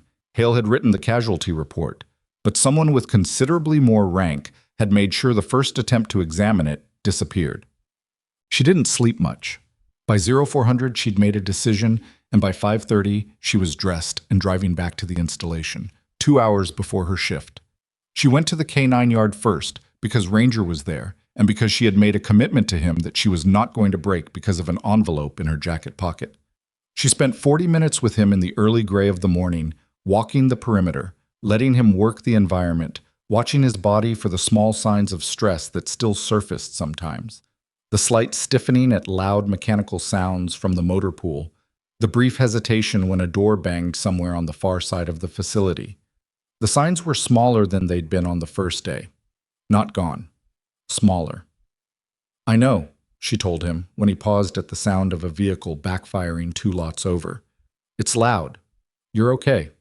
He processed it for 3 seconds and then walked on. At 0700 she went to the ward, clocked in, and found Kraus waiting near the nursing station with a coffee cup and the expression of someone who had not slept well either. "I need to talk to you," she said. "I figured. Your text at 0530 suggested you had a busy night." She'd sent him 2 words, Kessler, Whitmore. She hadn't explained because she didn't want to explain in a text. She pulled him into the break room and told him everything.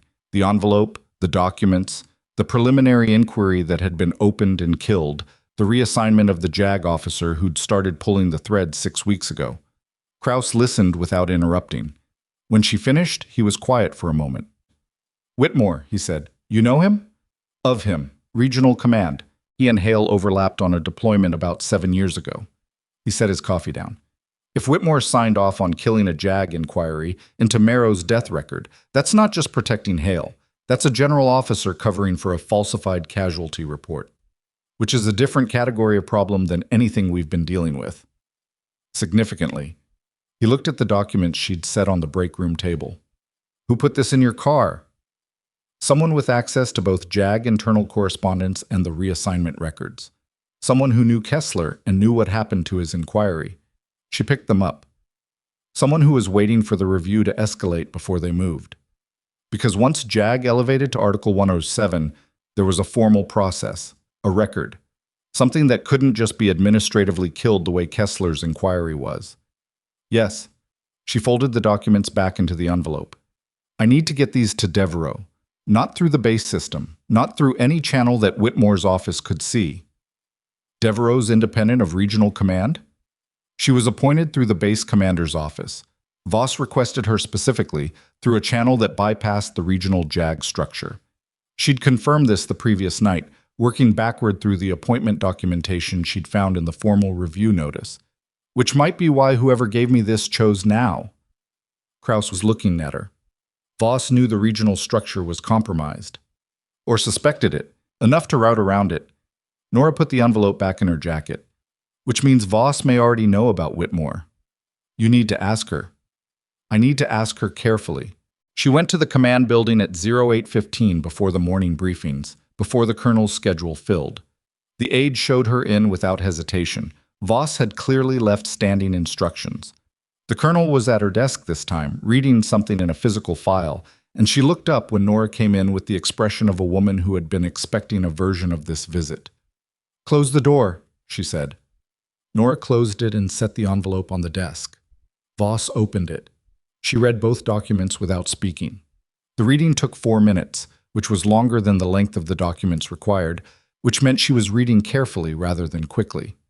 When she set them down, she looked at Nora. "Where did you get these?" "They were left in my locked vehicle last evening. Unknown source." "Kessler," Voss said. Not a question. "You know him." "I know what happened to him. I knew his inquiry had been closed." She looked at the documents again. "I didn't know Whitmore was in the approvals chain." She said it in the flat tone of someone who had suspected something and was now looking at confirmation. That changes the scope significantly. "Ma'am, did you route Devereaux's appointment through the base channel specifically to avoid regional JAG oversight?" Voss held her gaze. "I routed Devereaux's appointment through the appropriate channel for a base-level administrative review," which was not a no. "If Whitmore has visibility into the current review," Nora started. "He doesn't. Devereaux reports directly to me and to the independent JAG oversight office. Regional command is not in her reporting chain." Voss looked at the envelope. "But he will learn that the scope has expanded. Administrative suspensions generate reports. When Hale's suspension hit the regional log, Whitmore's office would have been notified." She paused. "He may already be moving." "What does moving look like at that level?" "Pressure. On Devereaux's chain, on the review timeline, possibly on this command." She picked up the documents and set them inside her own file. "I'm going to need these originals." "Of course. And I'm going to need you to document your account of how they came into your possession, time, location, everything, in a sworn statement to Devereaux by end of day." "Yes, ma'am." Voss stood. It was a deliberate movement, the kind that signaled the meeting was entering its final phase but hadn't ended yet. "You understand that you have been operating for the last several days in territory that is substantially outside your professional role." "Yes, ma'am." "You're a trauma nurse." "Yes, ma'am." "You have no investigative authority, no legal training, and no formal role in this review." She held Nora's gaze. "And yet you are the reason this review exists at its current scope." Nora didn't respond to that. There wasn't a response that wasn't either too much or not enough. "Keep doing your job," Voss said. "All of it. The ward and the yard. Document everything. Talk to no one outside the formal process." She picked up her phone from the desk, signaling the end. "You'll hear from Devereaux today." Devereaux called at 11:40. She'd received the documents. She had questions. They met in person, in a conference room in the medical administration building. Neutral ground, away from both the command building and the JAG office. And Nora gave her sworn statement in 45 minutes, precise and chronological, the way she documented clinical events. Devereaux listened without writing much down, which meant she had a recorder running, which was fine. When Nora finished, Devereaux said, "The operational records from the deployment came in this morning, earlier than the 72-hour estimate." Nora looked at her. "And?" "The position data in the operational log confirms the veterinary intake coordinates. Merrow's listed position in the casualty report is inconsistent with the field data by 227 meters." She set her pen down. "Additionally, the operational log contains a communications record from the day of the incident. Merrow's unit reported his position at a specific grid reference at 1400 hours. That grid reference places him in the same area as Ranger's recovery coordinates. Not where the casualty report says he was." "No." Devereaux's voice was level. "The casualty report places him in a position that would have required him to travel approximately 230 meters in a direction away from his unit's reported position between 1400 hours and the time of the incident, in active operational terrain, with no documented reason for that movement. Which means the casualty report's position is impossible to reconcile with the communications record. Under any reasonable field interpretation, yes." She picked the pen back up. "We're treating this as confirmed documentary evidence of a falsified report. The Article 107 investigation is now formal, and the scope includes General Whitmore as a person of interest." A person of interest. Not a suspect, not yet, but formally in the frame. "Hale," Nora said. "Captain Hale has been formally notified of the Article 107 investigation. He's been advised to retain legal counsel." Devereaux looked at her. "He's still on the installation, pending the investigation's outcome. Administrative suspension, not confinement. Which means he can still communicate with Swick." "Yes." Devereaux's expression acknowledged this without being able to do much about it. "We're monitoring formal communications channels. We can't restrict personal contact." "Then he's still running things through Swick." "Possibly. But Swick filed his own complaint, and Swick's complaint is now being reviewed in the context of a broader pattern of conduct. If Swick does anything during the current investigation that looks like obstruction or witness interference, his situation changes significantly." Nora thought about Swick in the parking lot. "Consider your position." Whether that was obstruction or aggressive advice was a line that legal minds could debate. "What do I do now?" she asked. "Exactly what Colonel Voss said, your job, both parts of it." Devereaux gathered her notes. "You're not a witness to the incident. You're a witness to the pattern of conduct that followed it. Your role is to stay inside that lane and let us work the other." "And Ranger?" Devereaux looked at her. There was something in the look, not warmth exactly, but a recognition of the thing that had started this entire cascade. A nurse who noticed something about a dog and wrote a note that got closed without response and kept noticing anyway. K97 is currently the most extensively documented piece of behavioral evidence we have regarding the timeline and circumstances of the original incident, Devereaux said. His recovery position, his behavioral deterioration, the decision to classify him as non-rehabilitable. She paused. Every decision made about that dog in the last 8 months is now evidence, which means his continued stability is operationally relevant to this investigation. Then I need to keep working with him. Yes, Devereaux said. You do, Seth. Hale appeared in the K9 yard at 15:30. He wasn't supposed to be there. Administrative suspension from K9 unit duties meant no operational access to K9 facilities, but the suspension order had been issued for duties, not for physical access to the yard itself, and whoever had drafted it had left that gap. Nora was finishing Ranger's afternoon session when she heard the gate. She turned and saw him standing just inside the entrance, not advancing, not making any move toward her or the dog, just standing. He'd lost some of the compressed authority that had characterized every previous encounter. Not all of it, some. The way a building loses one floor but is still most of what it was. Ranger felt the change in her before she'd consciously registered it. His body shifted. Not the freeze response, not the defensive gathering, something more alert. He moved slightly in front of her, not dramatically, just a few inches, putting himself between her and the person at the gate. She put her hand on his back. I've got it, she told him quietly. She walked to the gate. Hale looked at her for a moment without speaking. Up close, he looked like he hadn't slept. The compression in his jaw, which had always read as controlled authority, now read differently, like a structure holding pressure it wasn't designed to hold. I didn't falsify that report, he said. She waited. I wrote what I was told to write. His voice was low. Not confessional, more like a man who has been holding something for 8 months and has calculated that holding it is now more dangerous than releasing it. The position data came from Whitmore's staff. I received a corrected coordinates sheet at 2200 the night of the incident. I was told it was a field communication error and that the correction was accurate. I wrote the report from the corrected sheet. She looked at him. Did you believe the correction was accurate? He held her gaze. I believed it because it was easier to believe it. A pause. Ranger's recovery position was in the field log. I saw it. I knew it didn't match the correction sheet. He stopped. I told myself the field log had the error. Why? Because Whitmore was the general and I was a captain, and the incident had already happened and Merrow was already dead, and the correction sheet was already in the system.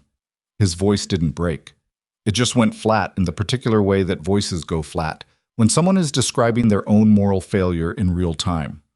Because it was easier. She stood at the gate of the K9 yard in the late afternoon with Ranger at her back and looked at a man who had not falsified a record out of malice, but had accepted a falsified record out of convenience, and then spent 8 months defending the system that convenience had required.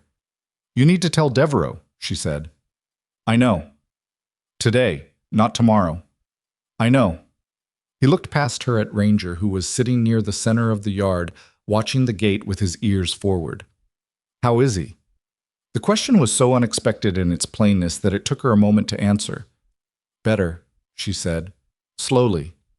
He nodded once. He turned and walked away. She stood at the gate for a moment after he left, and then went back to Ranger and spent another 10 minutes with him in the yard, because the session wasn't finished, and she'd said she'd stay until it was. Hale met with Devereaux at 16:15. Krause told her afterward. He'd heard it from the aide who'd scheduled the meeting. It had lasted 2 hours. Hale's JAG-appointed counsel had been present. Hale had provided a statement. By 1800, the Article 107 investigation had its first cooperating witness. The installation felt different that evening, not visibly. The same buildings, the same corridors, the same institutional light. But there was something in the quality of the air in the K9 unit's common area when Nora walked through it to finish her documentation. The handlers who'd been avoiding her for days made eye contact. Yates, who'd been in Hollis's room talking about the evaluation, gave her a brief nod that meant more than a nod usually does. The story was moving. People could feel it even before they knew the details. She filed her session log, clocked out, and was in the parking lot when her phone buzzed. It was a text from Krause. Whitmore's office contacted Voss's command today. Pushed for a status update on the K9 review.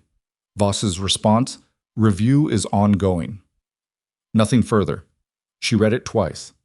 Whitmore was checking on the investigation. He knew it was moving, and he was applying pressure from above to understand how much it had moved. She texted back, does he know Hale gave a statement? The reply came in 30 seconds. Not yet, probably by morning. She put her phone in her pocket. When Whitmore found out that Hale had stopped holding the line, when he understood that the narrative he'd corrected 8 months ago and killed 6 weeks ago was now being rebuilt, from the coordinates up, by a JAG investigation that he couldn't administratively redirect, his options would narrow fast. And men with narrowing options did one of two things. They went quiet, or they made a final move. She drove home. She ate properly this time, actual food, at a table, without a folder open beside her plate. She called her sister in Portland for 20 minutes about nothing important, because she hadn't called in 2 weeks, and because sometimes you need to talk about nothing important. To remember that the world outside an installation's perimeter fence still exists and still contains people who love you and have no idea what your week has been. She went to sleep at 2200 and slept for 6 hours straight, which was more than she'd managed in days. She woke at 04:15 to her phone ringing. It was a Harlow number she didn't recognize.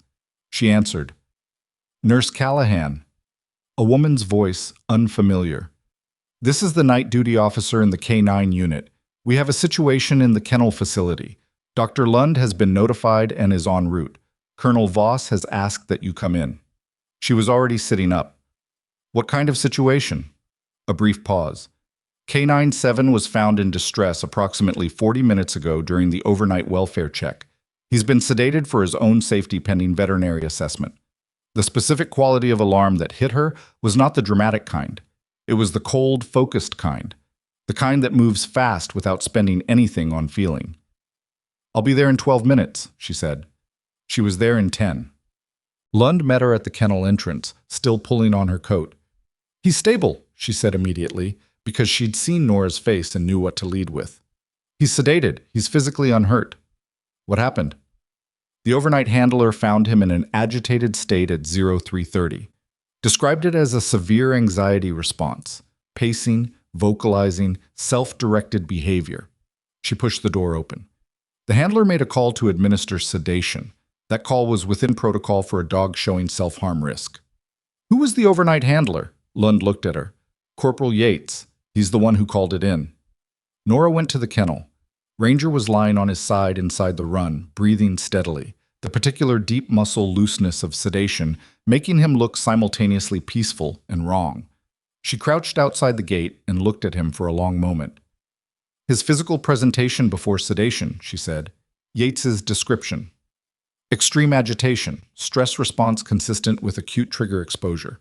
Lund crouched beside her. "Nora, there's something else."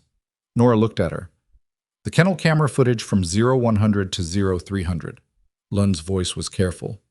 "Yates flagged it when he called it in. There's a gap in the recording, 41 minutes. The facility's camera system shows a dropout between 0112 and 0153. Nora looked at Ranger's sleeping face, at the slow movement of his ribs. "A 41-minute gap," she said. "Yes." "In the camera system that records the kennels?" "Yes." "During which time Canine 7 apparently went from his baseline behavioral state to severe acute agitation?" "Yes." Lund held her gaze. "The system administrator has been notified. They're pulling the technical logs to determine if it was a hardware failure or something else. Something else. The kind of something else that would require someone with facility access and technical knowledge to execute during overnight hours. The kind of something else that would require a specific kind of motivation.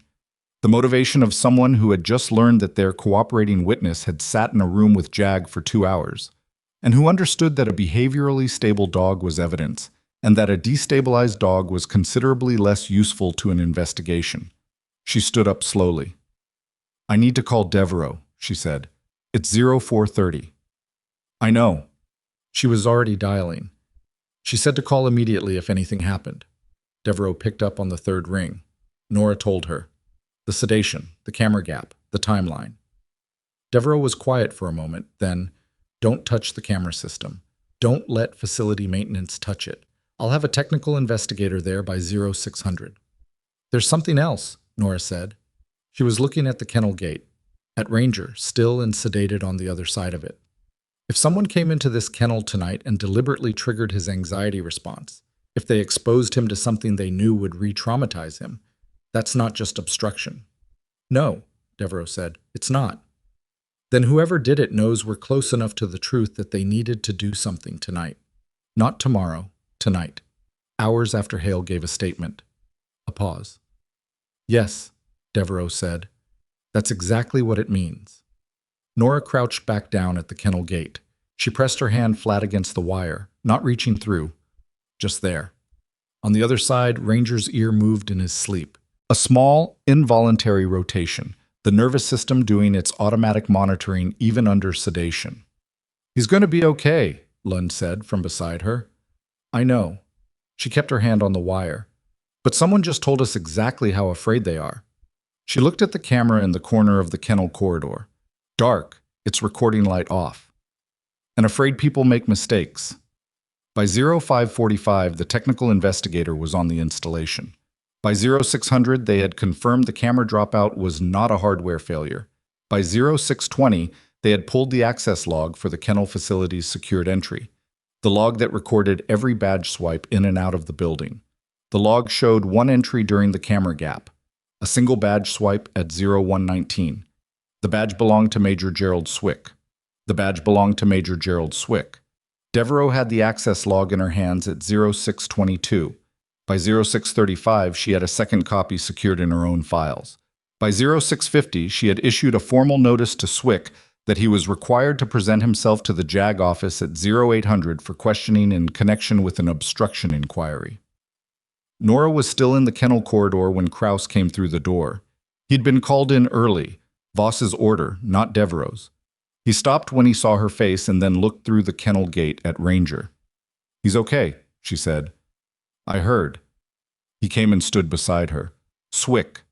"Yes." He had kennel access. His role as acting unit supervisor gave him badge authorization to all canine facilities. His voice was very controlled. He came in during a camera gap and did something to trigger a severe anxiety response in a dog that's documented evidence in a criminal investigation. "Yes." "That's not the action of someone protecting Hale's reputation." He looked at her. "That's the action of someone who is personally exposed and running out of moves." "I know." She pressed her back against the kennel corridor wall and looked at the ceiling. It was a plain institutional ceiling, the same as every other ceiling on this installation, water-stained in one corner and lit by a fluorescent strip that buzzed faintly at a frequency she'd never consciously noticed before this moment. Hale gave a statement last night. Whitmore's office called Voss yesterday afternoon. Swick came in here at 1 in the morning. She looked at Kraus. "They're not protecting a falsified report anymore. They're trying to stop an investigation that's already moved past the point where the report matters. Because if the investigation reaches Whitmore, it doesn't stop at Whitmore." "No," she said. "It doesn't." Kraus was quiet for a moment. "How high does it go?" "I don't know." She pushed off the wall. "But Devereaux does. Or she will by end of day." She looked through the gate at Ranger one more time. His breathing was even. His color was good. Lund had done a full physical assessment before the sedation had deepened and had found no evidence of physical harm. Whatever Swick had done in that 41-minute window, it had been psychological rather than physical. A trigger, not an injury. Something he'd brought in, or something he'd done with the environment, designed to push an already sensitized nervous system back into crisis. The cruelty of it was specific. It required knowing exactly how Ranger worked. It required understanding, in detail, the behavioral mechanics that Nora had spent 4 days carefully working against. Swick had taken her knowledge of what hurt this dog and used it. She filed that away. Not for later. She filed it in the place she was already keeping everything she'd learned about what certain people will do when they believe the rules don't apply to them. She went to her ward at 0700 and did her job. Not because the other thing wasn't important, because Sergeant Hollis had a wound that needed assessing and 2 other patients had medications due, and a 4th was scheduled for a mobility evaluation that would determine whether he could begin weight-bearing, and none of them had anything to do with JAG investigations or camera gaps or badge logs. They were people who were hurting in the straightforward physical way that her training was specifically designed to address, and they deserved the same quality of presence she'd have given them on any other morning. She checked Hollis last. He looked at her when she came in and read her face with the terrain-reading quality she'd observed before. "Long night," he said. "Long morning." She started her assessment. "Wounds looking good. Another 4 days and we can discuss discharge planning." "Tell me what happened." She glanced at him. "I can't discuss an active investigation." "Tell me the part that isn't an investigation." She worked in silence for a moment. Then, "Someone tried to undo what I'd been building. Came in at night when I wasn't there and tried to put things back the way they were." Hollis was quiet. "Did it work?" "No." She taped the new dressing. "He'll be okay. It'll set him back some. But the foundation's there. You can't undo a foundation in 40 minutes. "You," Hollis said. "You're the foundation." She didn't answer that. "That's not a small thing," he said, "in case nobody said it." She capped her pen. "Get some rest, Sergeant." Swick's 0800 interview lasted 4 hours. She knew this because Kraus texted updates at irregular intervals, each one drier than the last. He arrived with counsel. Good sign for us. And then, 40 minutes later, they're still in there. And then, 2 hours after that, JAG requested Voss be present. That's not standard. The last message came at 11:52. Swick gave a full statement, Kraus out. She was between patients when she read it. She stood in the corridor for a moment and let herself feel the particular relief of a thing that has been in motion for days finally completing its arc. Not triumph. Not satisfaction, exactly. More like the feeling at the end of a complicated procedure when the last suture closes cleanly and you step back and the work is done. Then she went to her next patient. Devereaux briefed Voss at 1400. Nora was not in that meeting. She had no reason to be, no role in the formal legal proceedings that were now moving under their own authority. She heard about it from Krauss, who heard it from the colonel's aide, which was not the most reliable chain of information, but was the one available to her. Swick had confirmed that he'd been in the kennel. He'd confirmed what he'd used, a recording of a specific sound type that Hale had identified to him as a known trigger for Ranger's stress response, a sound from the blast event category. He'd played it through a small speaker device he'd brought in, left it running for 12 minutes, and left. 12 minutes. That was all it had taken to send a dog back into the behavioral state he'd been clawing out of for 3 days. Swick had also confirmed who'd instructed him. Not Hale. Hale was already talking to Jag, already positioned as a cooperating witness rather than a primary target. The instruction had come through a phone call at 2300 the previous night, from a number Swick identified as belonging to a member of Whitmore's staff. Whitmore hadn't called himself. Of course he hadn't.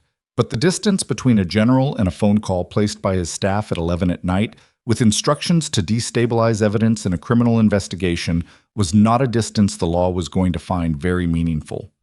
By end of business on Thursday, Brigadier General Whitmore had been formally notified that he was a subject of investigation under the Article 107 inquiry. Not a person of interest, a subject. The distinction mattered enormously. Ranger woke from sedation at 1532, which was later than Lund had expected, which she said was consistent with the physiological stress load he'd carried in the hours before sedation. His stress hormone levels, tested after the event, had been significantly elevated. His heart rate had taken 40 minutes to return to baseline after the sedation was administered. Nora was in the kennel when he woke. She'd cleared it with Lund, who'd cleared it with Voss, who had apparently said something to the effect of course she should be there. Why would she not be there? He woke slowly, the way animals come out of sedation. First the small movements, the paws flexing, the eyelids attempting their function. Then the lift of the head, uncertain, and the moment of disorientation that was hard to watch in any animal, and particularly hard to watch in this one, who had already spent too many months confused about what was safe. He scanned the kennel. His eyes found her. The sound he made was small and private, not distress. More like the sound of a question being answered.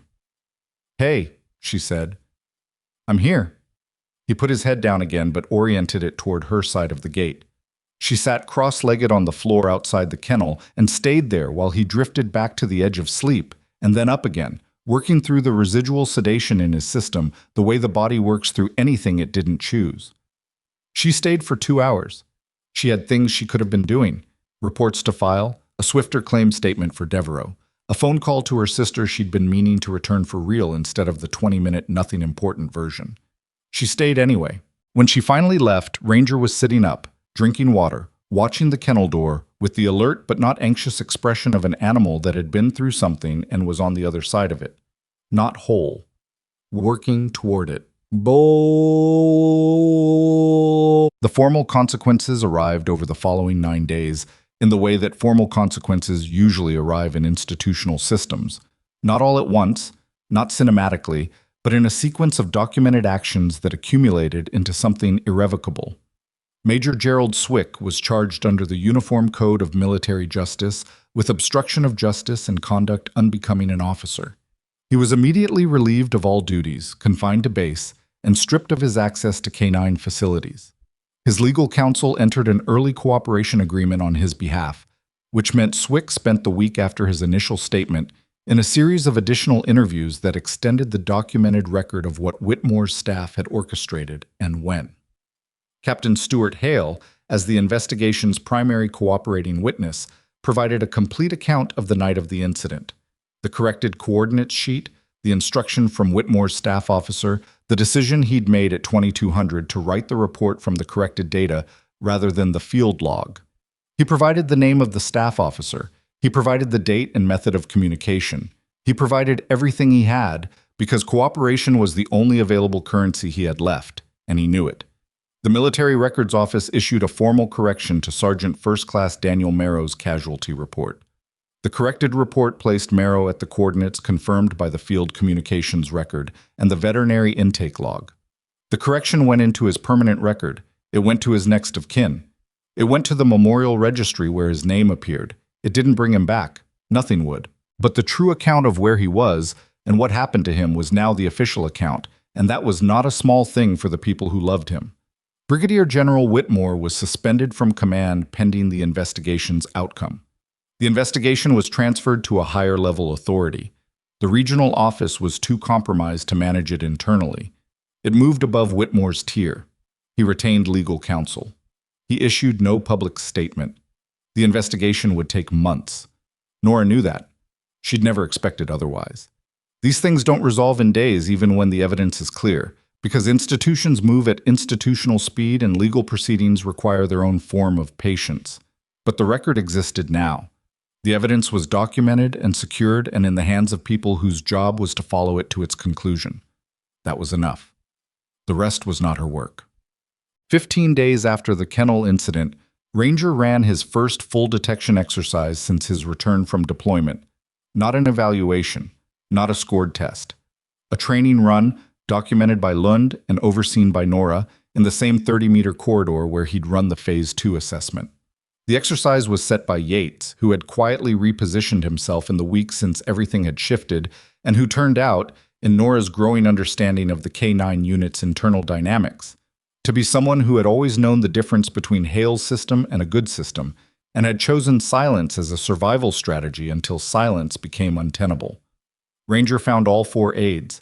He indicated cleanly, held his positions, returned to heel when she called him. He did not indicate on the decoy. When it was finished, he came back to her and sat. His tail moved, the slow oscillation she'd first seen in the yard with the rope, settling rather than performing. Yates, at the far end of the corridor, said nothing for a moment. Then, "He's operational." Nora looked at Ranger. "Not yet, but he's heading there." "What's the difference?" "Operational means he can handle any handler, any environment, any day. We're not there." She crouched down. "Right now he can handle this environment, this handler, on days when the conditions are right." She looked up at Yates. "We keep building. The consistency is the work." Yates nodded slowly. "Marrow used to say the same thing. The consistency is the work." He looked at the dog. "He said it about the job, not about the dog.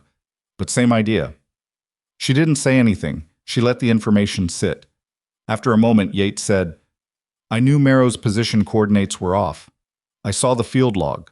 I didn't say anything. I wasn't looking at her, looking at the wall, or the space beyond it. I told myself it was above my pay grade. It was. That's not why I didn't say anything." She stood.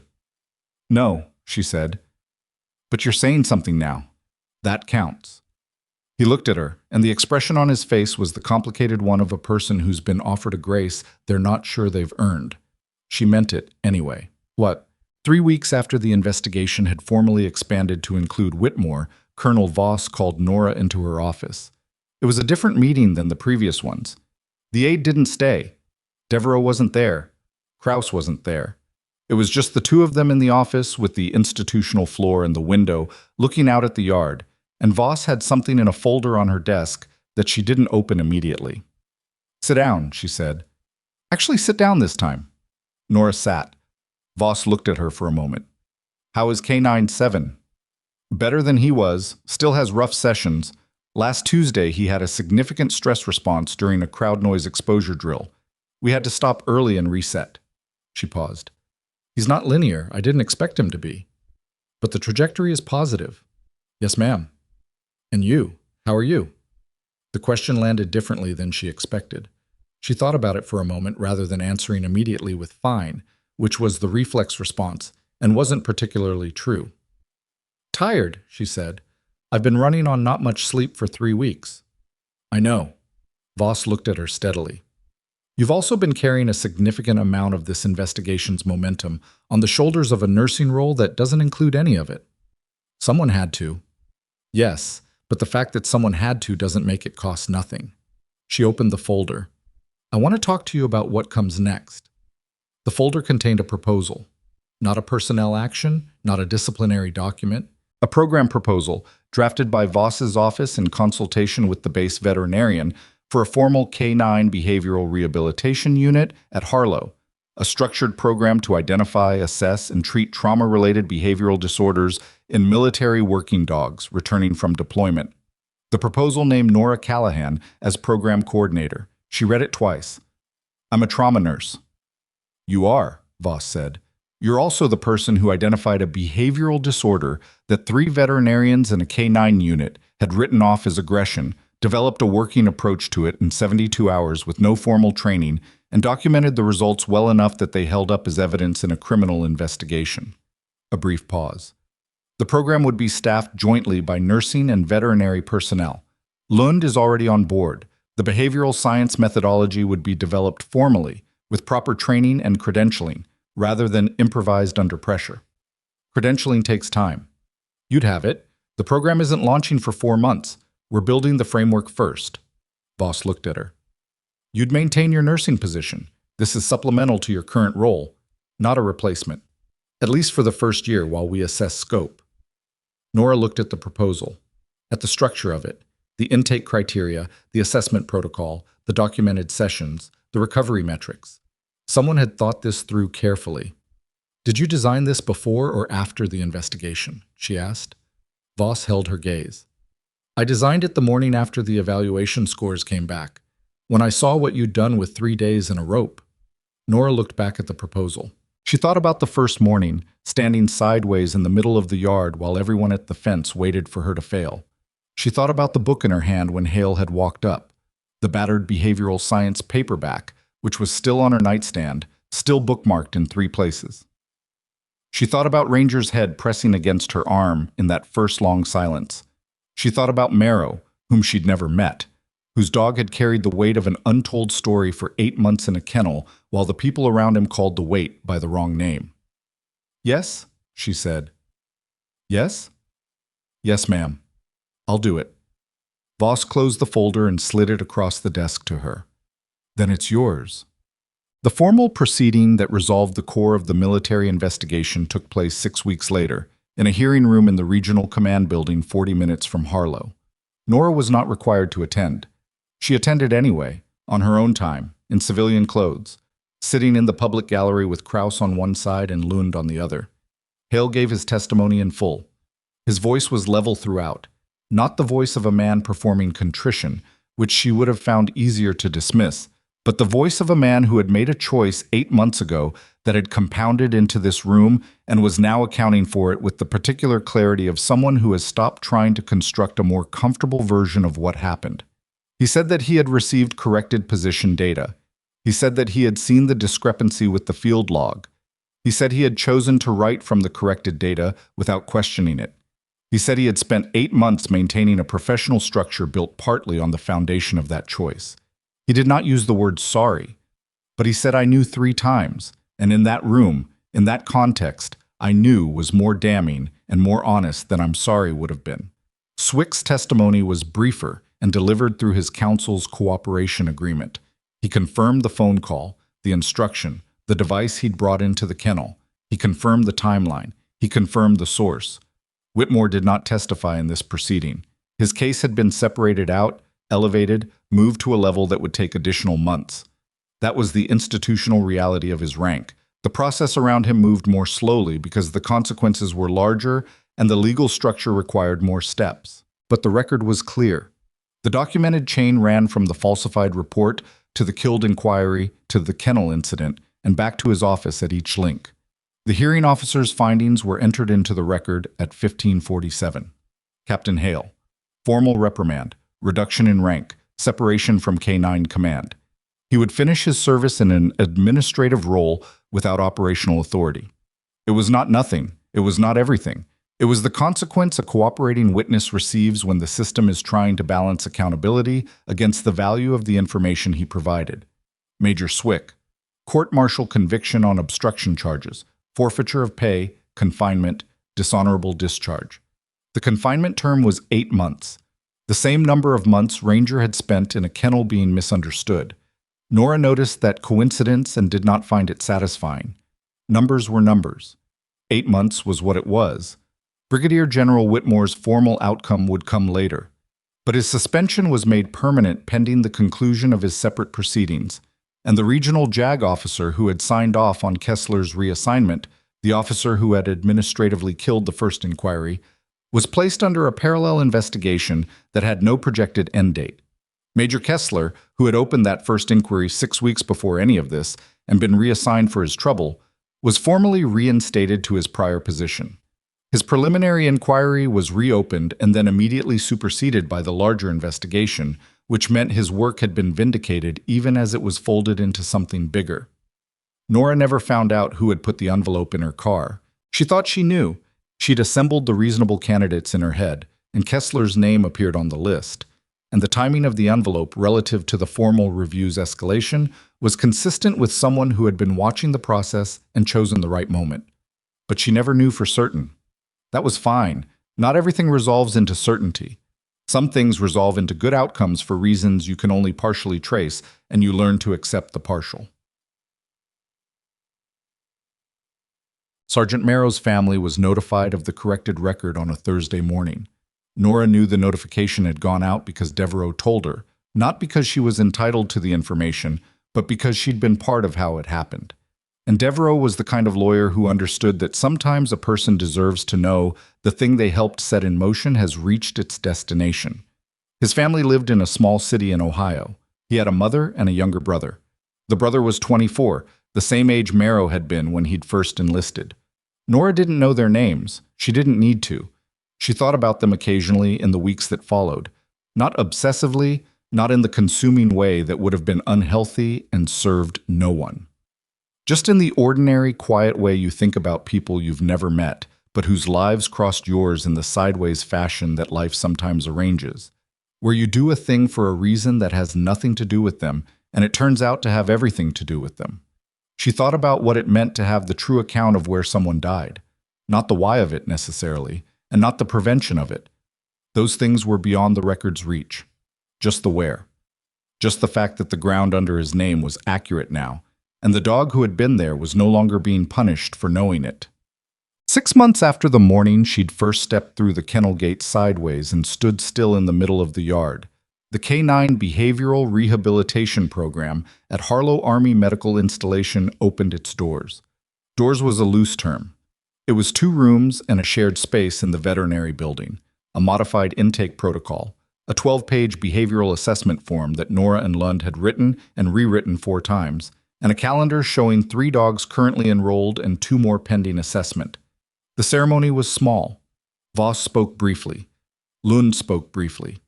Kraus stood near the back wall in his dress uniform and looked like a man who had filed a memo that changed the course of several careers and was still deciding how to feel about it. Nora didn't give a speech. She hadn't been asked to, and she wouldn't have had much interest in it anyway. She was thinking about the logistical reality of 3 enrolled dogs and the session calendar, and the fact that she was starting an additional certification program in clinical animal behavior the following Monday, which was going to require significant rearrangement of her sleep schedule, which was already not her strongest quality. After the ceremony, Voss found her.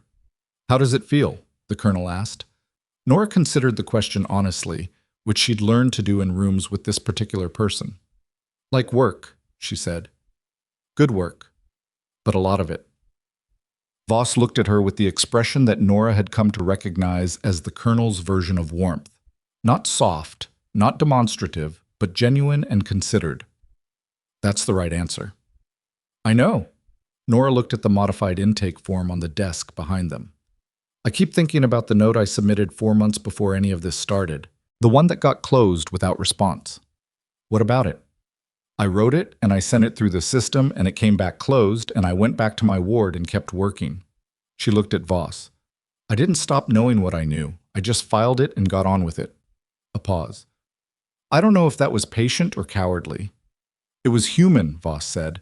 "Both can be true at the same time." Nora thought about that. "You kept working," Voss said. "That's not nothing. Some people file one note, and when it comes back closed, they decide the system was right and they were wrong. You didn't decide that." "I just didn't have a good enough reason to push it harder at the time."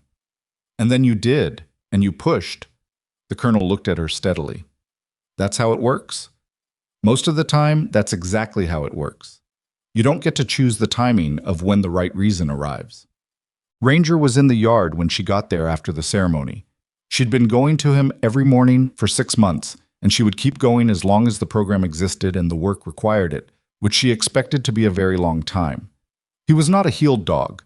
She'd stopped using that word in her own internal language for him because it implied a destination rather than a direction, and direction was what she had to offer. Direction and consistency, and the willingness to show up even on the sessions that went poorly, even on the days when the noise or the wrong smell or the particular quality of the afternoon light touched something old in his nervous system and he needed 40 minutes just to settle. He heard her at the gate and came to the front of the kennel with his ears forward. She came in. He went to her left side. They walked the perimeter. He worked the environment the way he always did, purposeful, contained, the nose cataloging information in the methodical way of a working dog who has not lost his core training, who had that core training to return to when the surface damage had been carefully worked back from. He was not the dog he'd been before the deployment. He wouldn't be. The before wasn't recoverable. But the dog he was now, this particular specific animal who carried both the damage and the survival of it, this one was capable of good work and genuine partnership and the specific quality of trust that is harder won and therefore more durable than trust that has never been tested. They reached the far corner of the yard where the fence met the equipment building, the stretch of ground where the grass came in thicker, and there were interesting things in the soil, and he always slowed down. He slowed down. She stopped with him, let him work the ground. Watched the way the morning light came over the equipment building roof at that angle, the way it did in the fall when the light had changed quality and the shadows were longer. She thought about what Voss had said. You don't get to choose the timing of when the right reason arrives. She'd spent a long time, most of her adult life probably, believing that the system would correct itself if she worked within it carefully and documented correctly and submitted the right note through the right channel. That patience was a form of professionalism, that making yourself smaller was the same as making yourself safe. She'd been wrong. Not entirely. The system had, eventually, corrected, but not because she'd been small and patient. Because she'd been present and specific and willing to keep knowing what she knew even after the system told her it didn't want to hear it. Because she'd stood sideways in the middle of a yard and trusted that still was different from absent. The things she'd learned, the things she kept turning over, that didn't resolve into a clean lesson because real things don't, was that institutions and systems and authority structures are not designed to correct themselves. They're designed to continue. Correction requires a person, usually a specific person, at a specific moment, who decides that continuing is not the same as being right, and that knowing something true and staying quiet about it is a choice, not a neutral state. She'd made the other choice. Not heroically. She hadn't known it would lead here. She'd made it the way most significant choices get made, which is incrementally, in small decisions that don't feel historic at the time. A note submitted. A book read in a parking lot. A gate opened. A call answered at 4 in the morning. That was the uncomfortable and honest version of what had happened. The version without a clean through line of courage. The version where she'd been tired and uncertain and occasionally sitting in her car in the dark, wondering if she was making a catastrophic mistake. Ranger lifted his head from the grass and looked at her. She looked back. He had a face that communicated clearly once you learned to read it, not in the anthropomorphizing way, not the projection of human emotion onto an animal face. In the actual way, the observable behavioral way, the position of the ears, the muscle state around the eyes, the weight distribution in the body. She'd spent 6 months learning this particular face, and she knew what she was reading now. He was okay. He was here. He was telling her, in the only language available to him, that he was present and functional and with her, and that the work was still worth doing. She gave him the signal to move on. They walked the rest of the perimeter in the fall morning light, and when they came back to the kennel gate, he went in without hesitation and turned and sat and looked at her through the wire with his full attention, waiting to see if there was more. There was always more. That was the nature of the work. It didn't end, it continued, and continuing was the point. She'd learned that from him as much as she'd taught it to him, which was not the way she'd expected the equation to work when she'd walked through this gate for the first time 6 months ago with a battered paperback and a bruise on her arm and a room full of people waiting for her to fail. She latched the gate. She picked up her documentation folder from the fence post. She wrote the date and time at the top of the session log and started her notes. The yard was quiet. The morning was cold and clear in the particular way of late fall mornings that are beautiful specifically because they're not trying to be. The work was ongoing and unglamorous and would require her presence again tomorrow and the day after and the day after that. Through the sessions that went cleanly and the ones that didn't, through the dogs that recovered quickly and the ones that took months to find their footing, through every form the work would take as the program grew. She was not the nurse who had been too gentle. She was not the person they'd put in a yard expecting to fail. She was not even, primarily, the person whose documentation had helped bring down a falsified record and expose a cover-up that reached a general's office. She was the person who had written a note and kept knowing what she knew and opened a gate. The rest had followed from that. The rest always follows from that, when you're willing to stand still long enough to let it. She capped her pen, filed the session log in the program folder, and walked back into the building to start her shift.